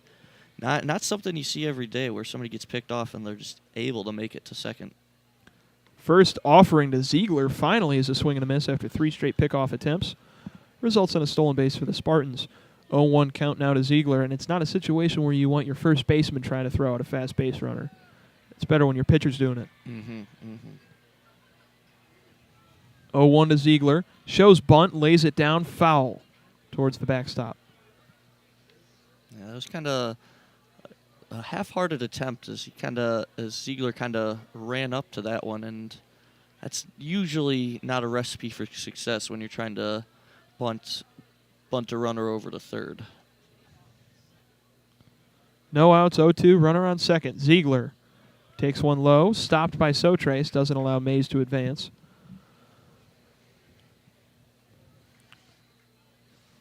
Ziegler also struck out in his last plate appearance. It was a strikeout looking. It was one of 2 consecutive strikeouts for O'Halloran. Looking for another one on a 1-2 pitch. This time lifted left center field. Going back on it is Flores. Makes the grab. Mays is going to tag up from second to third. Jeffress doesn't get him. And the Wolverine faithful are appalled at that call. Mays is safe at third. It looked like a great throw from the relay man, Jeffress. Can't get it to Voit in time. Mays stays at third. Yeah, and we're getting some looks from the Wolverines bench. They might want to take another look at that. That one, very, very close. Again, Mays aggressively using his speed there. That was just a routine fly ball to left fielder Tito Flores, and he really tested that arm. And the Spartans' small ball approach has gotten them a lot of offensive production. Steals. Jeb coming around home with some good base running. We'll check the replay as Trent Farquhar steps in. To me on that, the third base umpire, Chris Koski, blocks our view. But I thought Voit tagged him. Yeah, live it looked, you get a pretty good angle of it, but it looked like he was out, but no challenge from the Wolverines on that one. We play on with Farquhar, who sends it to left center once again. Flores has to backtrack, and this time it'll be an easier tag up for Mays, who scores. Sac fly from Farquhar gets Casey Mays home, and Michigan State pulls closer, 4-3. Yeah, and that's just a really good job of manufacturing a run. You said the small ball approach. That was just the epitome of it right there. Get a runner on, have him steal, and then a fly ball gets him over to third, and then another fly ball out gets him home. It's kind of a Ricky Henderson approach. You saw that a lot with him. He would manufacture runs out of nothing. Mitch Jebb shows bunt with 2 outs, pulls away. We'll call it a ball.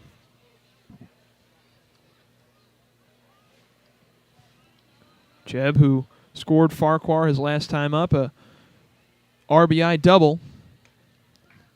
Gets a ball towards his face, takes it 2-0 on Mitch Jebb. Batting .219 with 2 outs this season. Nobody on for the Spartans.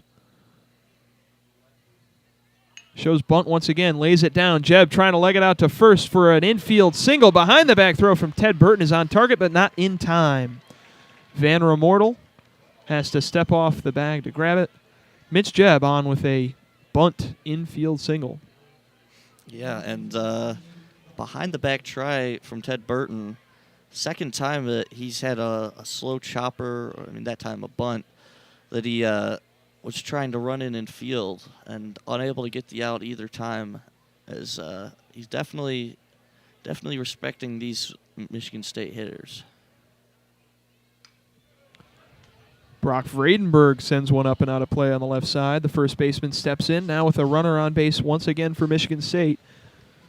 Vredenberg had an RBI single his last time up. He's also walked. 1,222 OPS for the 6'7" third baseman, hitting .360 in two-out situations this season. .417 batting average overall. Just a ridiculous stat line for Vredenberg, who has to be moving his name up MLB draft boards, the junior, with 8 home runs as well. Sends one to the gap between second and short. A moving throw from Burton is off target for Van Remortel. Vredenberg safe. Mitch Jebb advances to third as that ball went towards the Michigan State dugout. And O'Halloran, who looked to have the situation under control with 2 outs. A bunt single from Mitch Jebb. He reaches. A infield single from the big Brock Vredenberg. He's safe. Up steps number 19, Brian Brecker, the catcher. Yeah, it'll be interesting to see if the scorers rule that an error or a hit, because that was a real tough play for Burton. It looks like they're going to rule it an error. The throw was definitely offline, but that was a play that Burton may have just been able to eat, and that might have been a hit. But that'll leave runners on the corners, and again, the 2-out rally. That's how the Spartans manufactured those runs in the third. This top of the lineup doing a lot of damage with 2 outs. And we see a mountain visit. Michigan conversing with Connor O'Halloran. Nobody's warming in the bullpen, so it's just to talk him over this situation with runners on the corners, 2 outs. Brian Brecker steps in, who has flown out in the third and struck out in the first. So Brecker batting cleanup today. Also a very talented hitter, much like Vredenberg, hitting .330, .457, and .602 coming into the game. An OPS over 1,000. Dangerous hitter with 2 runners on. O'Halloran's got to get him out here. Brecker takes the first pitch. Sotre stops it. Helmet comes off. He has to look around to see if the runners are advancing. They don't. They stay put. 1-0 to Brecker, who is hitting .211 in 2-out scenarios this season, .348 with runners in scoring position.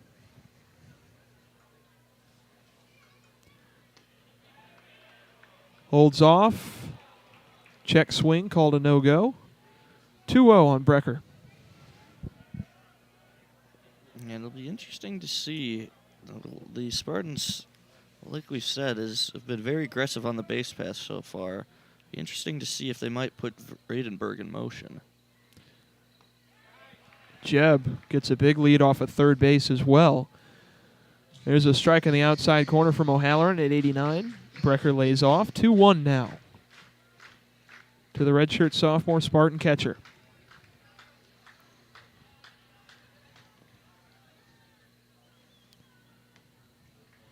Ball outside. And we see all these very talented hitters for Michigan State. They've kind of been held back by their pitching this year, but the hitters have been producing. It's the fastest time they've reached 20 wins since 2016 when they were 20-5 to start the year. They're sitting at 23-12. 3-1 lifted to right field. Velasquez on the run trying to make the grab. He ends the inning. Michigan gets out of the top of the 5th, only allowing one run. They leave 2 runners stranded. Good running play made by Joey Velasquez in right. Michigan will return to the offensive side of the plate in the bottom half of the 5th. Yeah, that was a very good job there from Velasquez. Got a good jump on that ball. And that one could have been trouble if he doesn't track it down. And that Vredenberg hit that moved Jebb to third off the missed throw from Burton is called a hit. The error is called as Jebb was able to advance from second to third. So it's a hit for Vredenberg, who's still perfect today, 2 for 2 with a walk. Michigan State done a really great job on the base paths. Now it's 4-3, and the Michigan State pitching has done well to limit the Michigan offense, who jumped out to an early 4-0 lead, now 4-3. Yeah, I will say, I think that the Spartans may be maybe Rob Manfred's favorite college baseball team, the way they play. A lot of small ball, a lot of action on the base paths, which, as we all know, has been heavily encouraged with the pitch clock and many other rule alterations in Major League Baseball. So it's nice to see a refreshing brand of baseball, not driven by the long ball. And the Spartans definitely give it to us. Still Ryan Szczepaniak on the mound for Michigan State. Up to 56 pitches now in 3 2/3 innings. Had to come in for the starter Harrison Cook, who could only get one out. He stays on the mound. He will face the designated hitter, Jimmy Obertop, who has struck out and flown out in his last 2 plate appearances. The sun, again, beginning to come out a bit for Obertop's at bat. It's been partly cloudy today with some overcast mixed in. Yeah. Sun's been creeping in and out throughout the day, but it's been the rain has held off so far, so it's been a great day for baseball. First pitch Obertop's at bat. He looks at a strike. 86 down the pipe from Szczepaniak. Second pitch bounces into the glove of the catcher Brecker. 1-1.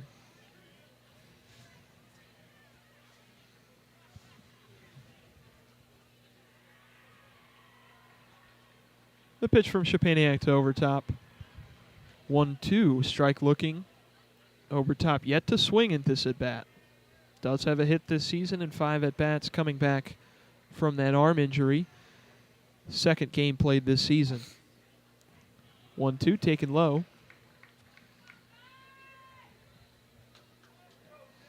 Obertop trying to work it back away from a pitcher's count.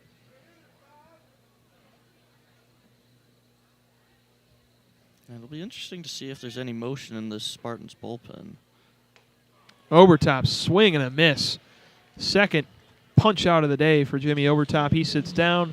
Up comes Joey Velasquez. Yeah, and as I was alluding to, there's no motion in the bullpen yet. I mean, Szczepaniak's been mowing down the Michigan lineup, but on the year, his longest appearance has only been 4 innings against Purdue, and he was excellent, going 4 innings with 5 strikeouts and only 1 hit allowed, but not stretched out much beyond that. And if he gets one more out, that'd be his longest outing of the season, sitting at 4 innings pitched. First strike to Joey Velasquez in there.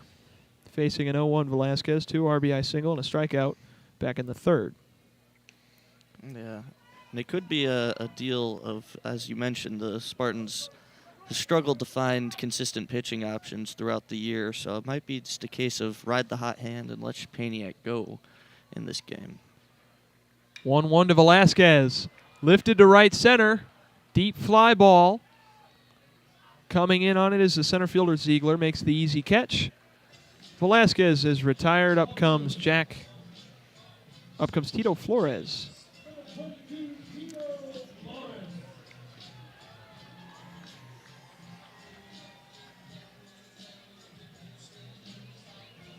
Flores has been hit by a pitch and hit a double. After his hit yesterday, he ended a 3-game hitless streak.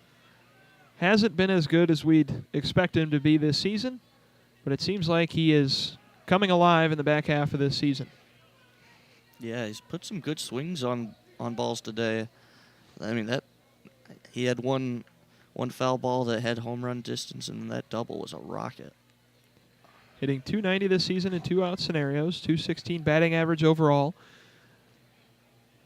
Working a 1-1 count with 2 outs, nobody on. Szczepaniak officially with that last out has recorded his longest outing of the season. Flores, chopper down the third base foul line. 1-2. Man, that was a slow curveball, clocking in at 73 miles an hour. And Flores was definitely just a little bit out in front of that one as he kind of started his swing as that pitch was about halfway to home plate. The 1-2. This time, he knocked it foul instead of just chopping it into the netting just beyond the Michigan dugout. Stays alive, though, at 0-2 just the same. Yeah. And if I'm Shapaniak, I'm going back to that curveball. It seems like Flores is right on that fastball. That was another loud foul ball from Flores.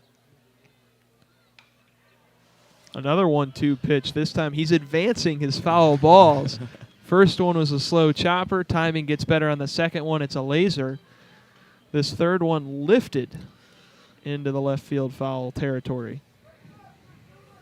Just over the Michigan dugout. Actual foul territory that's playable in this stadium is very small. This time check swing on the 1-2 is appealed up to the first base umpire. Said he didn't go around. 2-2 the count now on Flores.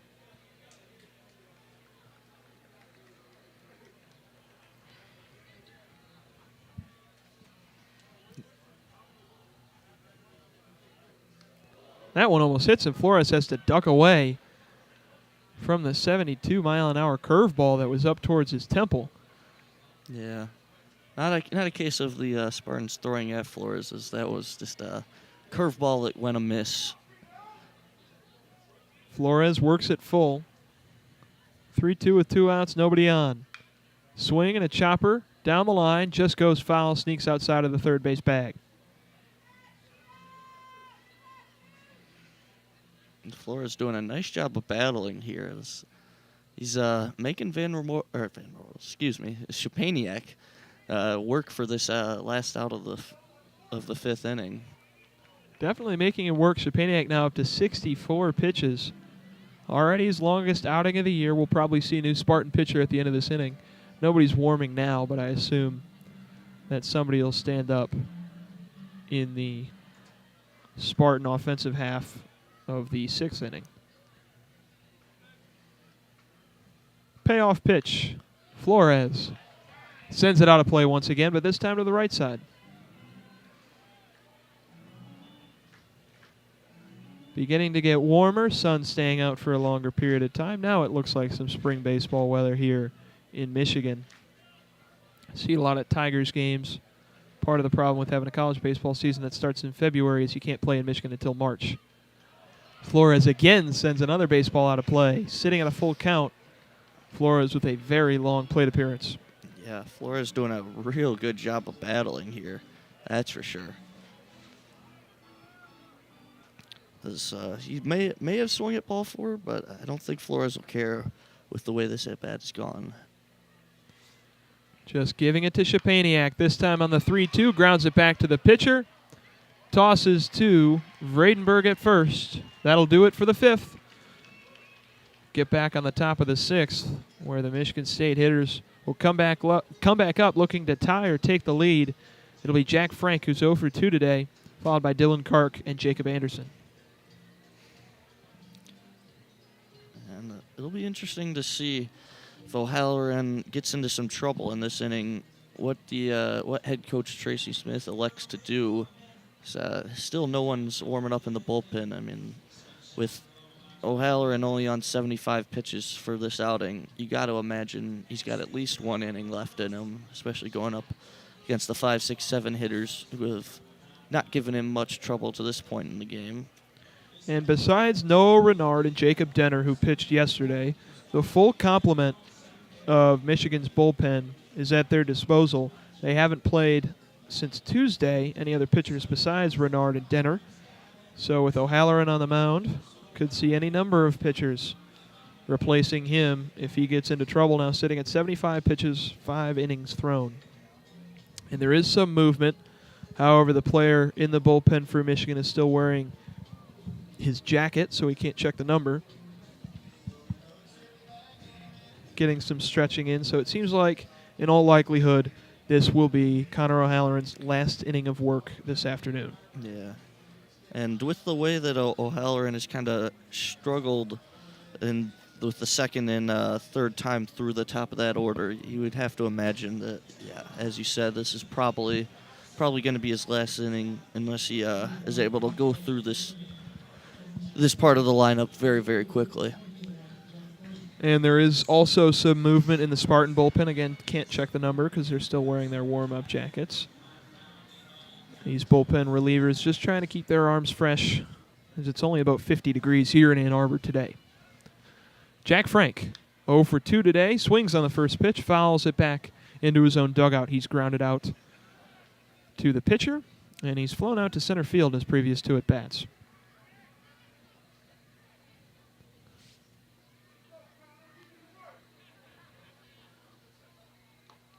Second pitch, waved and missed at from Frank, 0-2. Yeah, that was a real good slider right there, just off the plate outside. And that one, if you're a lefty facing another lefty, that looks like it's coming right down the middle. So your eyes get real big and you're looking to swing. 0-2 to Frank. He lays off. This one a bit too far outside at 82. So Trace has to leave his crouch and stop that baseball from going to the backstop. 1-2 now to Jack Frank. Down low once again in the dirt. So Trace has to collect it. Frank stays up there now facing a 2-2.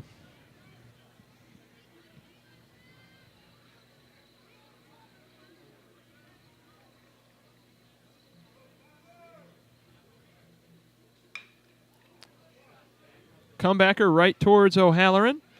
Play made at shortstop from Cody Jeffress. Gets Jack Frank out at first. A nice play by Jeffress to snare that ball just in the middle infield, in between second and short. Throws to Van Remortel, records the out. And O'Halloran wants to work quickly to get these outs in the bottom of the lineup, as the top of the lineup, as you said, Stevie, has been the dangerous part. It'll be Dylan Kark, who in his previous 2 plate appearances swung at the first pitch, recorded outs on the first base side, or third base side, excuse me. This time he looks and watches a ball pass by in the outside corner. Yeah, exercising some patience in this at-bat, as we see. This time swings once again. It's gloved by Jeffress. Throws over to Van Remortel, and that'll do it for Kark's at-bat. Yeah, only has to wait 2 pitches that time. Exercise. Seeing a lot of pitches today. As I guess Kark's scouting report was, don't let O'Halloran get deep in the count on you, as he's been consistently hitting ground balls to the left side so far. Here comes Jacob Anderson, a flyout and a strikeout. His previous 2 plate appearances. O'Halloran trying to make him the 3rd out of this top of the 6th inning. Swing. Pop fly in the infield. Van Remortel's got it. Doesn't have to stray too far. Makes the grab quick. 1, 2, 3, 6th inning for Connor O'Halloran. And we'll see if he comes out for the 7th, only sitting at 83 pitches now. Still some movement in the Michigan bullpen. We'll also see if Szczepaniak is the one that starts the bottom of the 6th for Michigan State. There are some pitchers throwing, but they haven't got too far into their warm-ups yet. And Szczepaniak will come out to begin the bottom of the 6th. Van Remortel up first for the University of Michigan.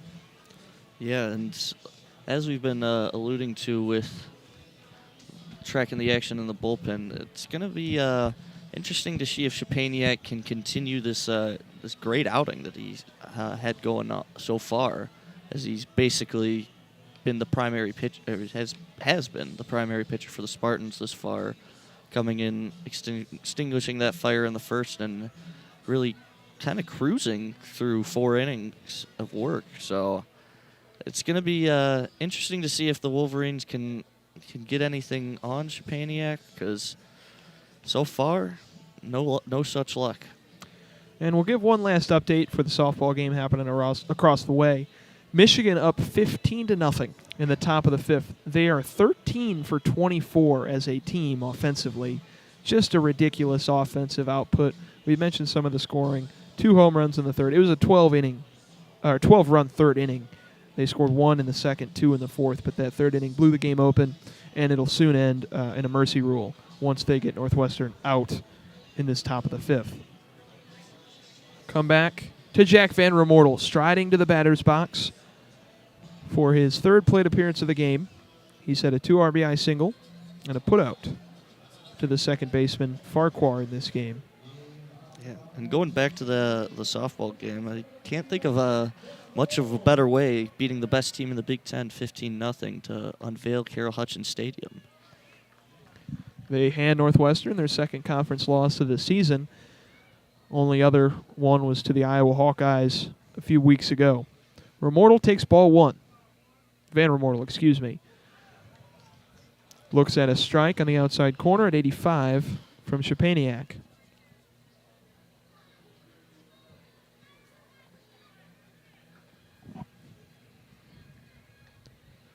One in there inside on Van Remortel, takes ball 2. Yeah, tried to drop in a backdoor curveball, Szczepaniak did. Just unable to nick the inside corner, unfortunately, for Szczepaniak. 2-1 is lifted to left field. That's got a chance to get out of here, and it does! A home run for Jack Van Remortel. Spartans left Szczepaniak in there too long, and Van Remortel makes him pay. Yeah. A really good swing there from Van Remortel. Didn't look like too bad of a pitch as it was down and in to Van Remortel. Looked like a changeup, but just a real good piece of hitting to go down, get that, and muscle it out of here. Third home run on the season for Jack Van Remortel makes it 5-3. Michigan padding their lead. Still no outs. Here's the freshman Mitch Voigt. Check swing. Gets a piece of the baseball. Fouls it towards the backstop. 0-1 now on the freshman. But what a great piece of hitting from Jack Van Remortel to wait on the hitter's count and send that the opposite way. A pull hit, though, to left center. First homer of the game for either team. Mitch Voigt sends one to the third base side. Misplayed by Dylan Kark, and Voigt's going to reach. See if they scored an error. They probably will. They have on the scoreboard. Hit the glove of Kark. It was a rocket off the bat from Voigt. He reaches, and I think that'll do it for the day for Szczepaniak, unless they just don't take him out. Still arms warming in the Spartan bullpen. This is a situation where you'd see an extended mound visit in most circumstances. Yeah. And yeah, that was just a rocket off the bat of Voigt. Kind of just ate up Kark. Not an easy play, but at the college level, kind of one you're expected to make.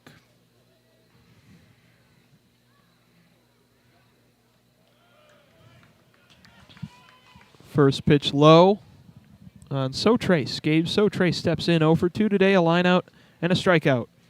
Yeah, it looks like Michigan may be trying their hand at some small ball as Sotrace squared the bunt on that first pitch.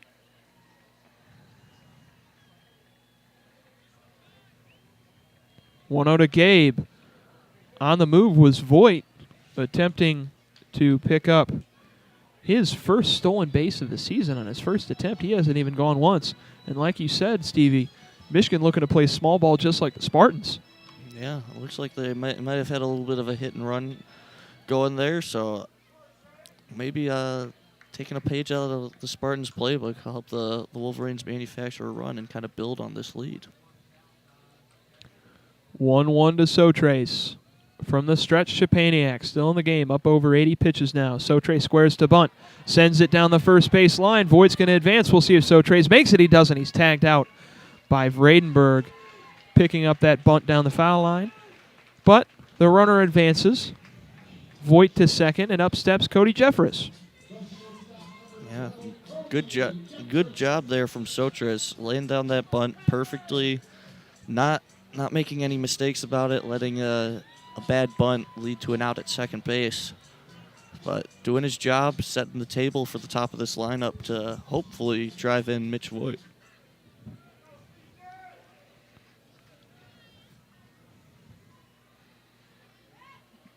It looks like we have a very late mound visit as Szczepaniak was fully prepared to deliver the first pitch to Jeffries, but it looks like we'll get a mound visit, and yes, we will get the call to the bullpen as they'll not let Szczepaniak face the top of this Wolverines lineup. We'll see who's inserted, running in from the bullpen. We'll check the number once we get it. But a new pitcher, Ryan Szczepaniak's day is done at 84 pitches, his longest outing of the year. 5 innings pitched, 3 hits allowed, 1 earned run, 1 walk, 5 strikeouts. That home run from Van Remortel, a solo shot, the only run given up in the outing for Szczepaniak. But his day is not completely over, as the runner on second base, he is still responsible for Mitch Voigt. So if Voigt comes around to score, it'll be Szczepaniak's earned run.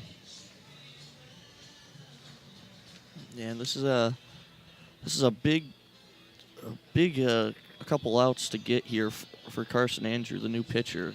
Andrew Carson, excuse me. I do that all the time. Don't worry about it. Andrew Carson, number 17, the senior right-handed pitcher. Coming up to John Denver right now is what the Michigan PA is playing. Trying to calm Carson down maybe if he's jacked up. The Rochester, Michigan native out of Stony Creek High School came in from Lansing Community College. He stands at 6'2", 188 pounds. Third pitcher of the ballgame for Michigan State.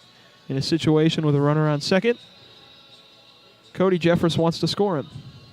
Yeah, this is a big run here for the Wolverines. Is getting this to a 3-run ball game. We've already seen how MSU has been able to manufacture pushing across a few runs with aggressive plays on the base path by Casey Mays. So I think just extending this lead, getting Mitch Voigt in, making this a 3-run ball game is critical here for the Wolverines at this junction of the game. And Jeffress has been named in the preseason to the Brooks Wallace Award watch list. The Brooks Wallace Award given to the nation's best shortstop. Jeffress has been a crucial part of this Wolverine team. That's why he's batting leadoff. He's had a great season, a really, really disciplined hitter. 30 walks on the year, outpacing any other Wolverine by 7. 31, outpacing any other Wolverine by 7. He entered the game with 30. Ted Burton behind him also walked, but Jeffress, with his first inning walk, added one more. He'll be set once Andrew Carson completes his warm-up on the mound to attempt to score the runner from second. And Carson with an aggressive pitching motion as he kind of comes from looks like almost a 3/4 arm angle, which will definitely get some unique movement and kind of deception to his pitches. So Carson gets almost the entirety of Take Me Home Country Roads to warm up, but we're back in business. Here comes Cody Jeffress. 1 out, Mitch Voigt on second. A chance to extend Michigan's lead, which has already been buoyed by a Jack Van Remortel solo home run to left. First pitch from Carson, swung on from Jeffress, fouled backwards. 0-1 now on the shortstop. Jeffress batting .333 with runners in scoring position in this season. Not necessarily a threat for extra bases, but he does have a good number of singles. 0-1 in there on the outside corner for a strike. Carson locates that one at 82 miles an hour. Yeah, that was a nice backdoor breaking ball there, just catching that outside edge for Jeffries to bring it to 0-2. That's just a real nice pitch. Not much Jeffries can do about that one.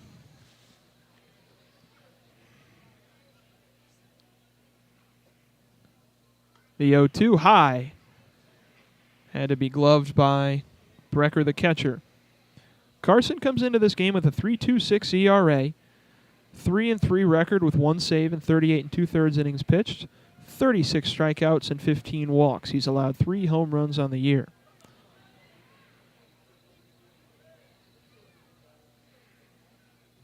One-two to Jeffress. He sits on it.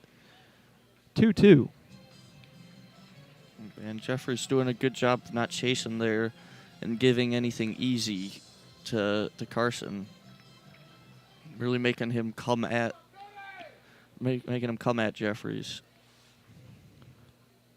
Softball game across the way has gone final. Michigan wins in a mercy in the 5th inning. 2-2. Jeffress works the count full after starting down 0-2. Fastest we've seen from Carson today is just below 83 miles an hour.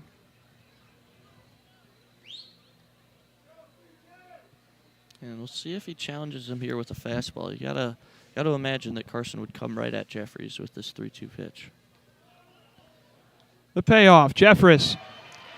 Base hit into left. He knocks it in front of the left fielder, Mays. Coming around to score is Mitch Voigt from second. And Jeffress is in there with a stand-up double. Michigan extends their lead now 6-3.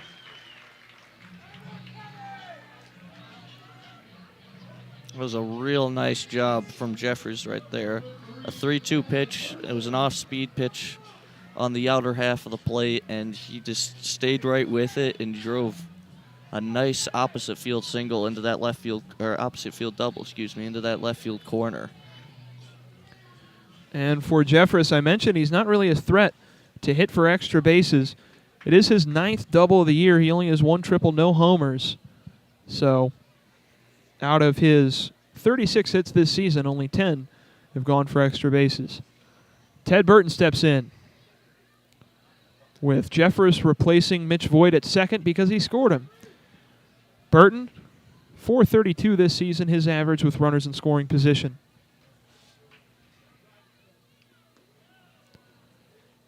Takes ball 1. At 90 miles an hour does Carson fire that one in there. So at the end of the day, as we close the book on the outing of Ryan Szczepaniak, he will close with 2 earned runs, as that runner from second scored that he was responsible for. Second pitch of the at-bat for Burton in there, the 1-0. Makes it 1-1, a strike down low.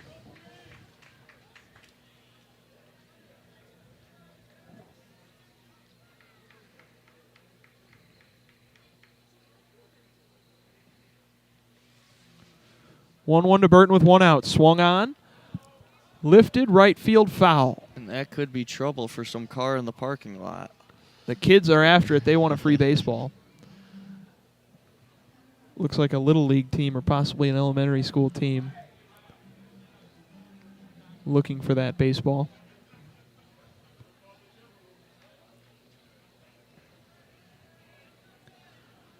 Burton, who's hit a single, walked in this game, but has struck out, faces a 1-2 count.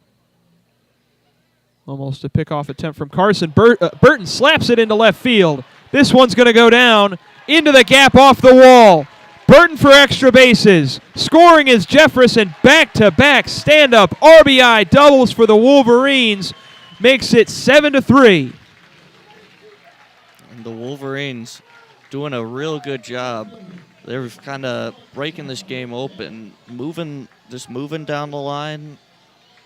2 straight doubles is a great way for the Wolverines to kind of break this game open. And I guess it is 3 doubles within the inning with that first double from Mitch Voigt, not 3 straight. In between Voigt and Jeffress was an out from Gabe Sotrace. And it's crunch time now for Michigan State with Jonathan Kim stepping up, who's got a single, a walk, and a flyout in this game, but he is capable at hitting the baseball where the defenders ain't, as the saying goes. Wind's picked up a little bit towards us in the press box, working from the outfield in. So it's going to keep the ball in the park more or less. And the sun has disappeared as well. Yeah, could become quite the gloomy day out. But not a good outing for Andrew Carson there. Unable to hold Mitch Voigt at second as he allows 2 straight doubles and doesn't record an out. But he will leave with just a 1 earned run for now. Stepping up for the Spartans, number 41, Nolan Higgins. The right-hander is pitched to a 5.33 ERA. 4th pitcher of the game for the Spartans. He is a 6'4" native of Wixom, Michigan. Went to high school at Orchard Lake St. Mary. As I've mentioned, a lot of these players in both these lineups, at least the Michigan natives, are from the Catholic League in Detroit area high schools. Michigan State has 19 natives of Michigan on their roster. The University of Michigan has 13. In his 25 1/3 innings pitched this season, Higgins has worked a 3-1 record, struck out 26, walked 15, But that 5.33 ERA isn't a great number to look at, although he is just a freshman. Yeah. He'll have the meat of this Wolverines lineup coming up to face him. So this is kind of danger time for the Spartans because, like we were saying in the first inning, if this game gets to 5, 6, possibly 7-run difference, it's going to be kind of out of reach for them. I mean, we've seen the Spartans successfully manufacture some runs here, but manufacturing 3 or 4 is a lot different than manufacturing 6 or 7. The warm-up for Higgins is done. Up steps Jonathan Kim. The bullpen for Michigan still not very active. We could see O'Halloran to start the 7th. Right now he is in line for the win if Michigan proceeds to secure the victory here this afternoon. Kim first pitch, 1 out. Runner on second is Ted Burton. Michigan in the middle of a rally. 2 consecutive RBI doubles. First pitch swinging from Kim is lifted out of play, left field side. Yeah, Kim trying to get in on the double party for real quickly. A little overzealous on that one.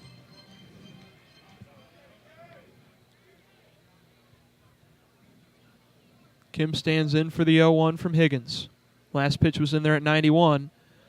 Kim does not swing here on the off speed at 83 miles an hour. And Michigan doing a tremendous job today scoring their runners. They are 5 for 11 with runners in scoring position. It seems as though almost every time they've gotten a runner in place, they've scored him. Kim takes the ball outside, 1-2. Yeah, I mean, and that's the recipe for putting up some crooked numbers on the scoreboards is doing your damage when there's people on base. And the Wolverines, like you said, Will, done a great job of it so far today. Higgins looks back, delivers the 1-2 to Kim. Chopper, second base side. Farquhar makes the play. Records the out at first, but the runner, Burton, moves from second to third for Jimmy Obertop. Obertop has struck out twice and flown out to left field in this game. I'd say he's due, Stevie. I would say if there's somebody that's going to get in on this double party, I think Jimmy Obertop is the man of the hour. A slight shift put on from the Spartans down the third base side. Obertop stands in, first pitch outside. Ball 1.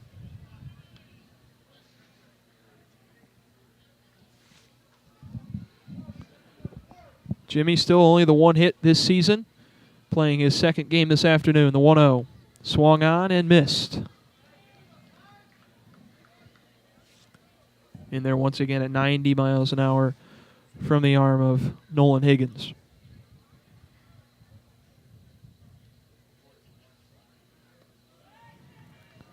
Burton gets a nice jump from third. Obertop takes ball 2. And in 25 2/3 inning, Nolan Higgins is allowing opposing batters to hit for a 138 average in 2-out situations. Facing Obertop, the 2-1. Obertop. Towering fly ball, third base side. Working towards it is Jebb, who makes the catch, calls off the second baseman the third baseman Kark, makes the out, ends the inning. We'll move to the top of the 7th. Michigan scores 3 in their frame here in the 6th. Yeah, and a nice job there from Higgins to keep this at a 4-run ball game, coming in, getting 2 quick outs. And we saw the wind come into play on that pop-up. It got so far up there that Jebb was having a little bit of trouble tracking it, but able to record the out. So it'll come back, and the ball will come back into the hands of Connor O'Halloran. Still sitting at 83 pitches, so he might maybe trying to stretch one more inning out of him. But this could also be the case of let him get those 8-9 hitters out, and then maybe look towards that bullpen. Because we have seen time and time again that top of the order kind of cause trouble for O'Halloran once they get on the base pass, and they've done it with 2 outs with those 2 runs in the third, both coming, the entire rally actually coming with 2 outs. So we will see how head coach Tracy Smith decides to play it. And Michigan State, 5 for 11 in 2-out scenarios today. Great number. Moving to more Michigan athletics news. We talked about the softball game earlier. Tyler Duke, brother of Dylan Duke, has transferred to the Michigan hockey program. He'll pair with his brother, but he'll play defense. Duke, a forward. Good pickup for Michigan hockey, looking to shake off another loss in the Frozen Four. Up steps Casey Mays for the Spartans. Scored on a single. His last at bat. This time, first pitch turns out into the right center field gap, but it's run down by Jonathan Kim. A nice grab made, ranging all the way over from center field towards the right field side. Recording the out, Mays goes back to the dugout with nothing going. Yeah, that's a real nice play there from Kim, as that was hit right in that gap, and may still be running if that ball isn't caught. So, real nice job there from Kim. And that ball just seemed to keep staying in the air. I thought when it was hit first off the bat that it would get down the line in a hurry. But stays up long enough for Kim to make the play. And steps Greg Ziegler 0 for 2 today with a strikeout and a flyout. O'Halloran still looking to work quickly up to 84 pitches. Second pitch swinging from Ziegler. Voigt ranges into foul territory to stab it. Ziegler stays alive, but it's 0-2.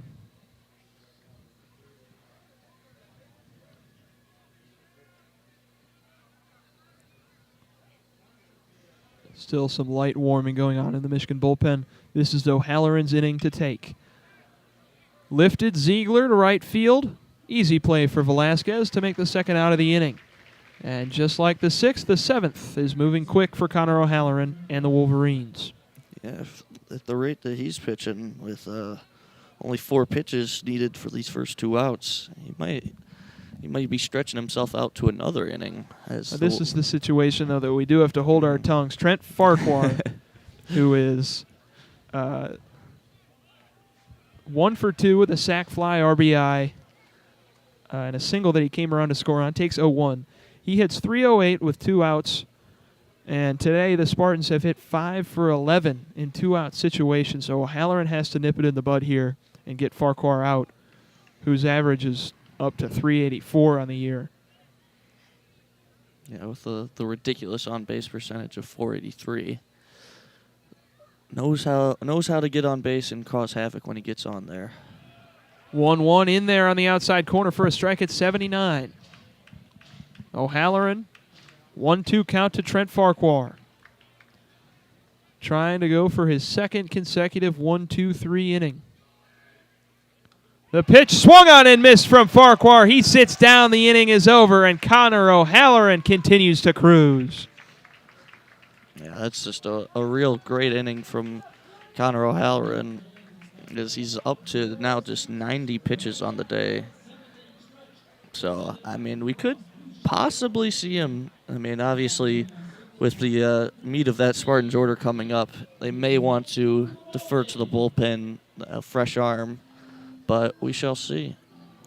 And nobody in the bullpen has their jackets off just yet. They're still staying warm. We've reached the 7th inning stretch here at Ray Fisher Stadium. A sizable crowd stands up and stretches it out. A good mix of Spartan and Wolverine fans in comparison to any other game where you'd expect, obviously, mostly Wolverine fans. I see Chris Jenkins, Michigan football player, here in the crowd to the left side of us. You often see different Michigan athletes making the trip out to Ray Fisher Stadium to catch some baseball. That's what spring's for, isn't it? That it is. To watch some baseball. Watching some baseball, soaking up the remnants of the sun as it, again, has started to peek through the clouds. And, yeah, it's not the nicest day for baseball, but it's a true Michigan baseball day. Nolan Higgins remains in the game, pitching for the Spartans. He'll face off against Joey Velasquez first for the Wolverines. Warming up to begin the 7th. Velasquez steps up. And we'll get underway for the bottom of the 7th.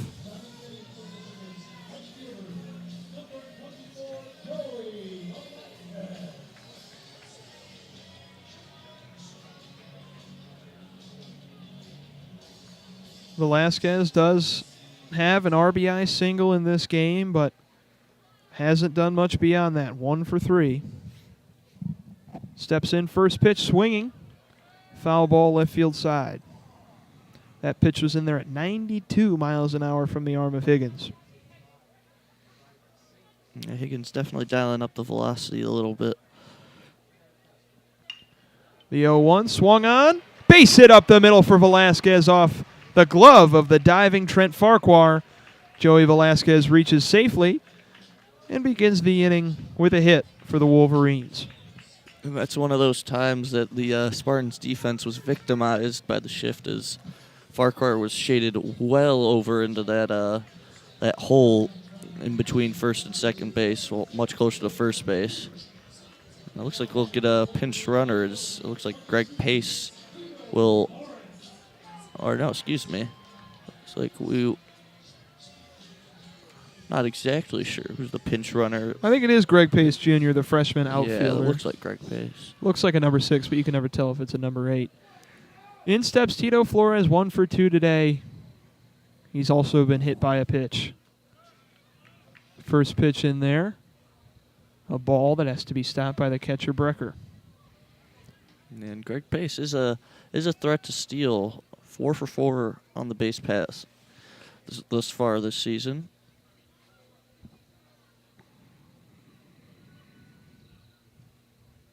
The 1-0 to Flores. Lifted into center field. Playable and caught by Greg Ziegler. Pace retreats back to first. And Flores is retired. Van Remortel, Jack Van Remortel, number 51, the first baseman for your Michigan Wolverines, steps in. Hit a solo home run to left center field. His last time up, he's 2 for 3 today overall. 3 RBI in total. Had a 2 RBI single back in the first. Having a great day, boosting his average up to 304. Right now, as a 300, 400, 500 hitter. That's traditionally the benchmark you use for a great hitter. Here's Greg Pace running, throws off from Brecker. It goes out into center field, but it's gloved by Mitch Jebb to keep Pace at second. And Pace records his 5th stolen base of the year. Yeah, and that was a pitch that kind of acted as a unintentional pitch out. That was just a fastball that rode up well high. But unfortunately for Brecker, not the best throw, getting it to the wrong side of the bag. So Pace able to get himself into scoring position. 0-1 to Van Remortel. Grounds it to the shortstop side. Easy throw for Jebb. Second out of the inning is made, but Greg Pace Jr. advances to third. So that steal was good for the Wolverines in that they avoid the double play ball from the bat of Van Remortel to the shortstop side, and they stay alive in time for Mitch Voigt, who's 0 for 3 today, but he has reached on an error to try and send Pace Jr. home.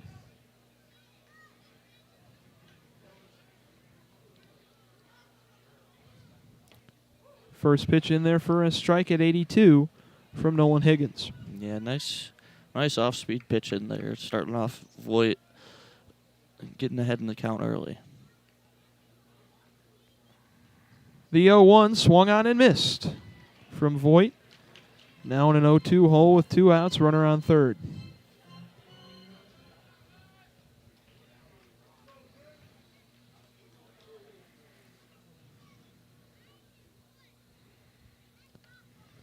Outside, ball 1. 1-2 the count. In there at 93 from Higgins. He's still getting up that velocity. Fastest pitches we've seen thrown from a Spartan arm or a Michigan arm in this game as O'Halloran struggles to get past 90. 1-2, bit too high. Voigt lays off and now works a 2-2 count with 2 outs. Pace still at third.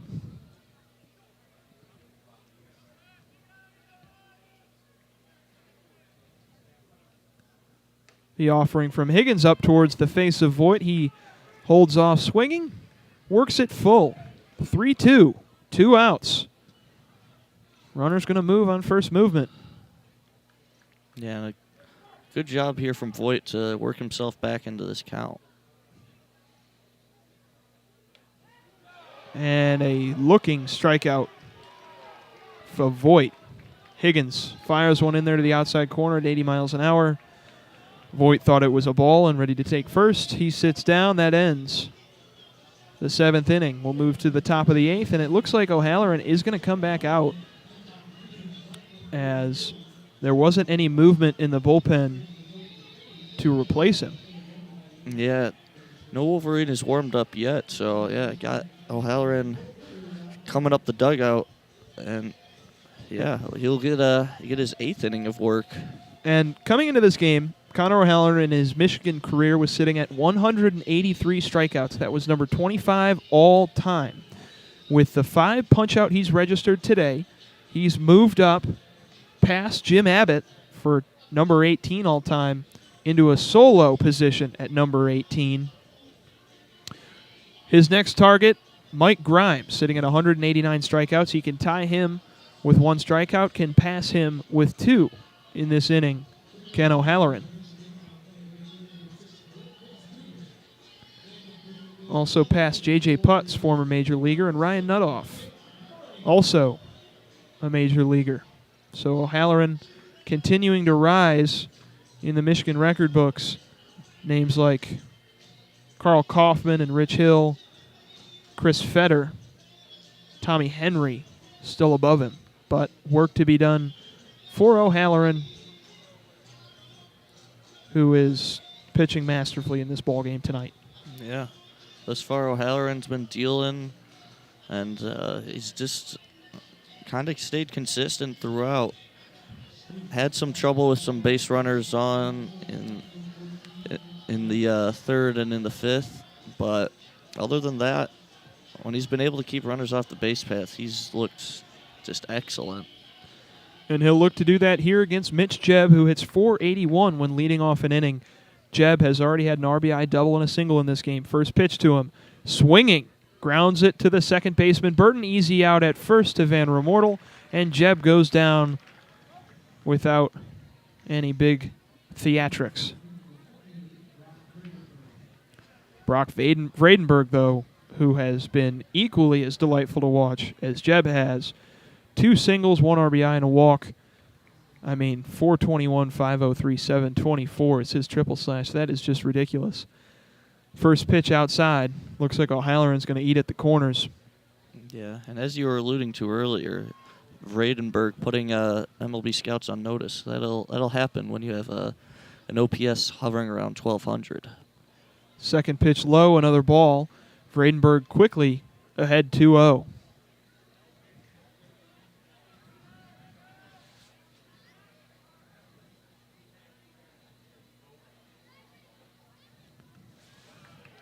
And Brock, one of the few Spartans, as he looks at a strike, one of the few Spartans from outside of the Midwest, from Pasadena, California. Most players from Ohio or Illinois, and especially Michigan on the Spartan squad. Vredenberg waves and misses at a low pitch at 80 miles an hour. A nice curveball thrown by O'Halloran.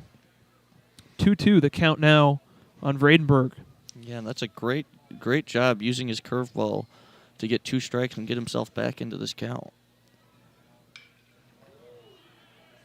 Sliced foul from Vredenberg towards the left field side. Just a bit early on that one.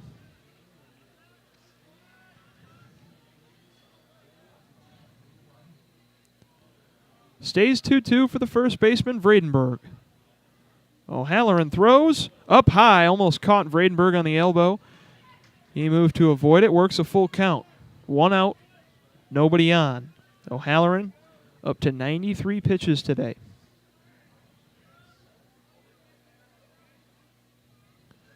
The payoff. Swung on, lifted once again to left field. Foul. And, well, many of these Spartan hitters have been swinging early in these counts and letting O'Halloran kind of stick around in this ball game. Vredenberg is doing a nice job of working the count here. Still at 3-2. Vredenberg works his second walk of the game. That ball was low. Michigan crowd wanted a strike. Vredenberg takes first. Now Brian Brecker hitting cleanup today for the Spartans. 0 for 3, 2 flyouts and a strikeout, looking for his first knock of the ball game. What better time to do it than with a runner on first? O'Halloran up to 100 pitches in this outing. First offering to Brecker. Ball 1.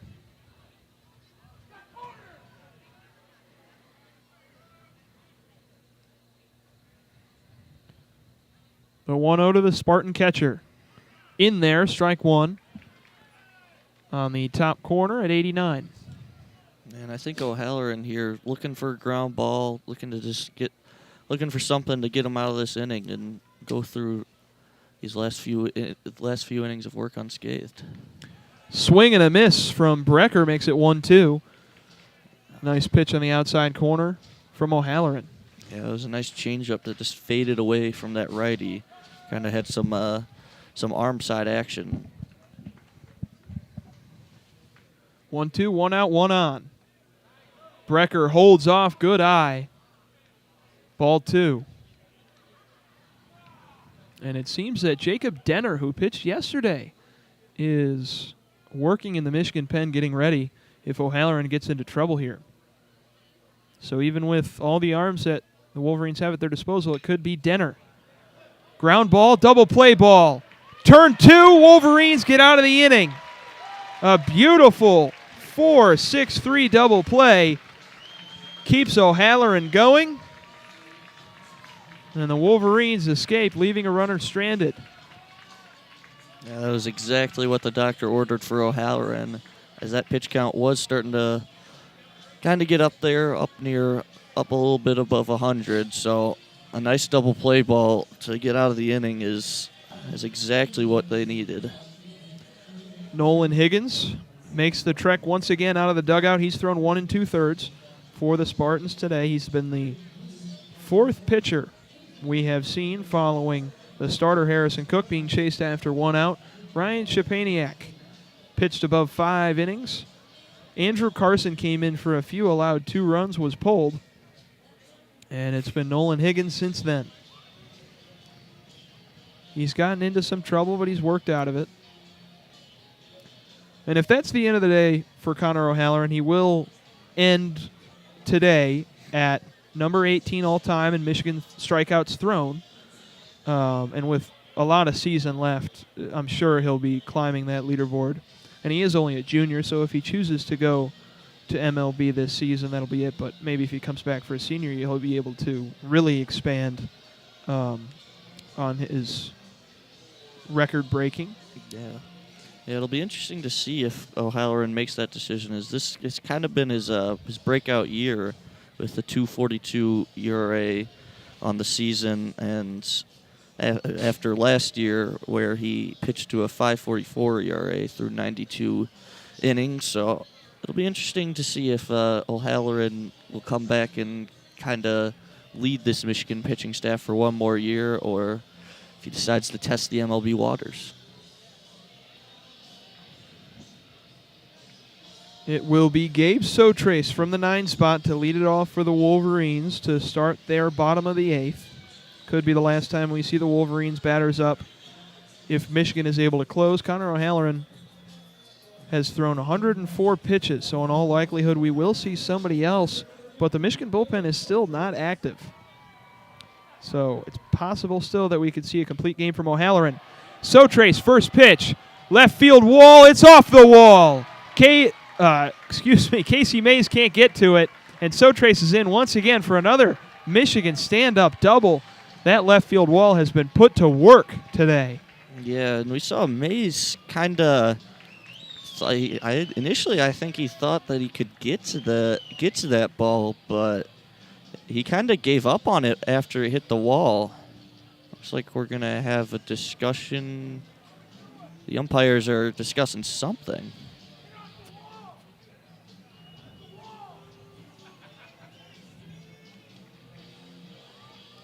And that baseball landed right under the portrait of Jim Abbott out there in left field. Yeah, the runner's safe. Sotrace got in there standing up. I don't know what the call was or what it was argued to be. And I'm not really sure what this conversation between home plate umpire Mark Winters and Michigan State's head coach could be about, because that ball, I mean, it obviously just hit off the wall, and I'm not exactly sure what they could be discussing here. Maybe some dinner plans after the game or something? Who knows? Thinking Mr. Spots. Who knows? Who knows what they're talking about? Michigan State still coming back to Ray Fisher Stadium tomorrow afternoon at 1 o'clock. That's the first pitch time. WCBN will have coverage for that game live on YouTube and possibly on BTN+. Cody Jeffress, 1 for 3 today with a walk. His last hit was that RBI double that catapulted the Wolverines to this 4-run lead. Gabe Sotrace standing at second, nobody out. Higgins trying to avoid trouble with Jeffress.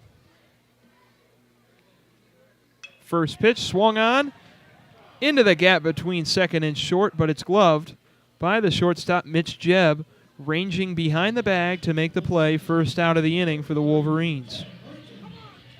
Yeah, it was like a soft little bloop liner right there, and Jebb able to range and make that play look routine. In steps Ted Burton, the second baseman, 2 for 3 today with a walk. Has also struck out. An RBI on his double, his last plate appearance, identical to Jeffress. Takes a ball outside on the first pitch.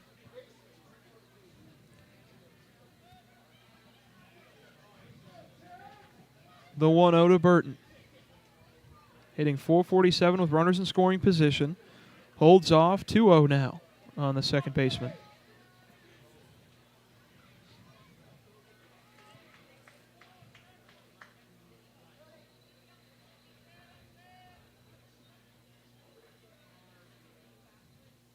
The pitch down low, and Burton quickly in a 3-0 count. Higgins in a hole with a runner on second, and Burton to look to draw his second walk of the ball game. 25th overall on the season. Does Burton get the green light on 3-0? He holds off, and it pays off. Burton takes the free pass to first, and Michigan's got 2 on. Here comes Jonathan Kim. And Kim, another chance here with runners on base.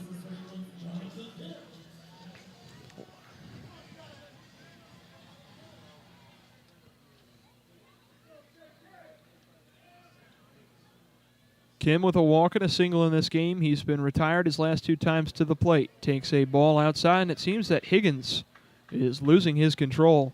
5 consecutive balls thrown. And it looks like we'll have a slow little mound conference. No activity in the Michigan State bullpen, so it's just a talk. Yeah, Michigan State's pitching coach taking his dear sweet time getting out to the mound. But yeah, if you're Higgins, you got to just be going right at these hitters. You're already down 4 runs, so you don't really need to. You don't need to kind of dance around the edges. You kind of just want to get through the order here. You want to let your defense make plays. I mean, one ground ball can get you out of this inning. So you got to let your defense do what it does.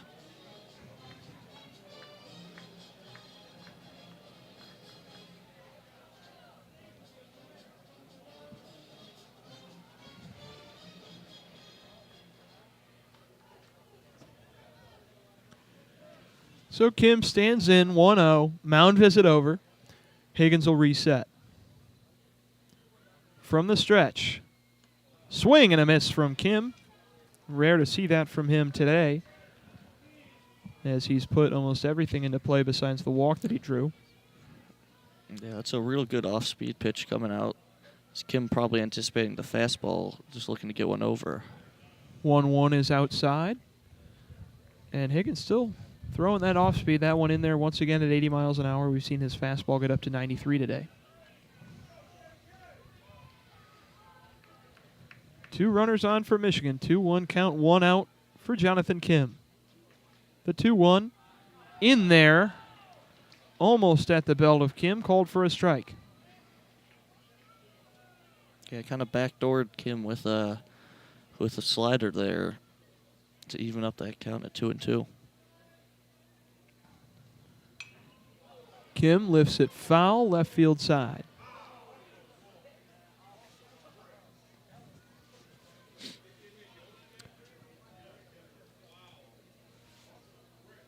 And from the commentary of the fans in front of us, that foul ball ricocheted off Yost Ice Arena. So some velocity on that one from Kim. The 2-2 held off. Almost checked his swing, did Kim. 3-2 now. Be interesting to see if Michigan might try to send these runners here with 1 out. Yeah, put these runners in motion, knowing that Kim is a great contact hitter. He's not going to swing and miss a lot. So the payoff. And he does make contact, although it's almost a double play ball. And Vredenberg, who thought about throwing to second, decided not to. And by the time he looked back to first, Kim was 1 or 2 steps away from the bag. Got the toss over there to make the second out. Runners advance. Here comes Jimmy Obertop. And we've been saying he's been due all game, especially now. 0 for 4. 2 outs and 2 strikeouts. Obertop with 2 runners in scoring position wants to make something happen desperately in his second game back in the Maize and Blue this season. First pitch to the backstop. A run's going to score. Coming home is Gabe Sotrace, and a wild pitch from Higgins sends the runner home from third. Ted Burton advances to third from second.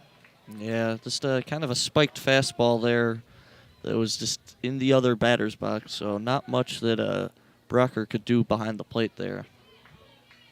And also did not get a favorable bounce off the bricks behind home plate at Michigan at Ray Fisher Stadium, excuse me.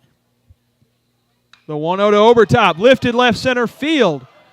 Back on it is Mays, and he makes the grab. That ball seemed to die with the wind blowing in from the outfield. And Obertop has retired his 5th out that he's made. We move to the top of the 9th. We'll see if O'Halloran comes back out. I didn't see any movement in the bullpen. And he will. O'Halloran's going to go for the complete game. Up to 105 pitches. He wants the full 9. Yeah, really stretching out O'Halloran's appearance. I mean, the way he's worked in these last couple innings, it's been a lot of quick outs, first pitches, second pitches that have really helped him kind of sustain this throughout the game. And Tracy Smith is gonna let him ride the hot hand and let him finish off this game. And O'Halloran, the bullpen isn't taxed, so it's interesting that O'Halloran is staying in, obviously up 8-3 here, as Michigan has extended their lead up to 5 runs. So it's not a close game. It's not a save situation. O'Halloran already in line for the win. It's interesting to see him come back out. Yeah. But still with a game tomorrow and the midweek game following that for the Wolverines. Maybe they just want to keep their bullpen ready to go. Yeah. And a win here would propel the Wolverines to not only winning the series, but putting them in position to sweep the Spartans tomorrow afternoon, which would be a big, big series win for Michigan, who is 20-17 at this point in the season, looking to move 4 games over 500. The Spartans came in to this weekend in Ann Arbor at 23-11. They dropped the game yesterday, and now could be losing their second straight ball game here in Ann Arbor. First pitch from O'Halloran's in there for a strike. And it would be the 3rd consecutive loss for the Spartans. They lost their midweek game on Wednesday the 19th against Purdue Fort Wayne 2-3. Second pitch of the at-bat to Jack Frank, who stands in 0 for 3 today as a ball.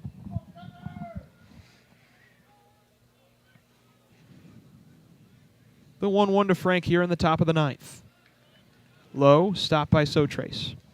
Ball 2. Yeah, and this is a game, if you're the Wolverines, you've played well throughout, got out to a hot start early, and they've just been kind of cruising ever since.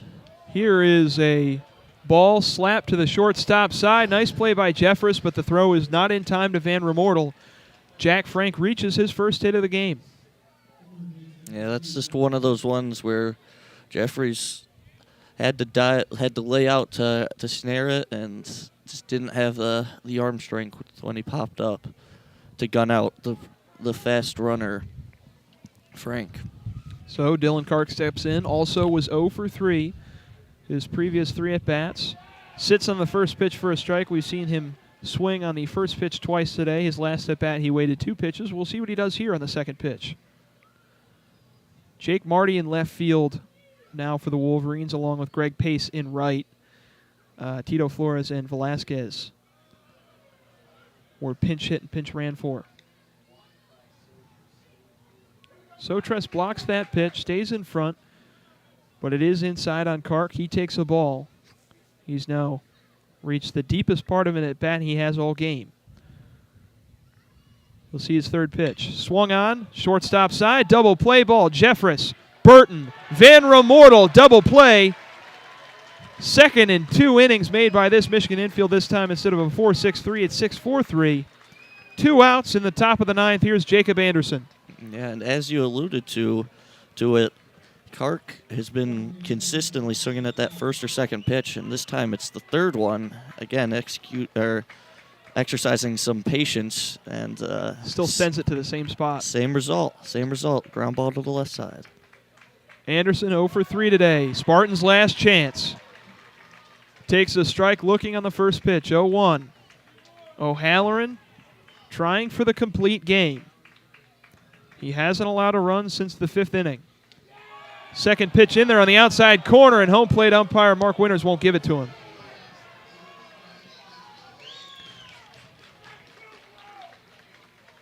Crowd arguing for a strike 2 call. It's 1-1. Anderson swings, lifts it to right field. Greg Pace tracking towards the foul pole. He catches it. That'll do it.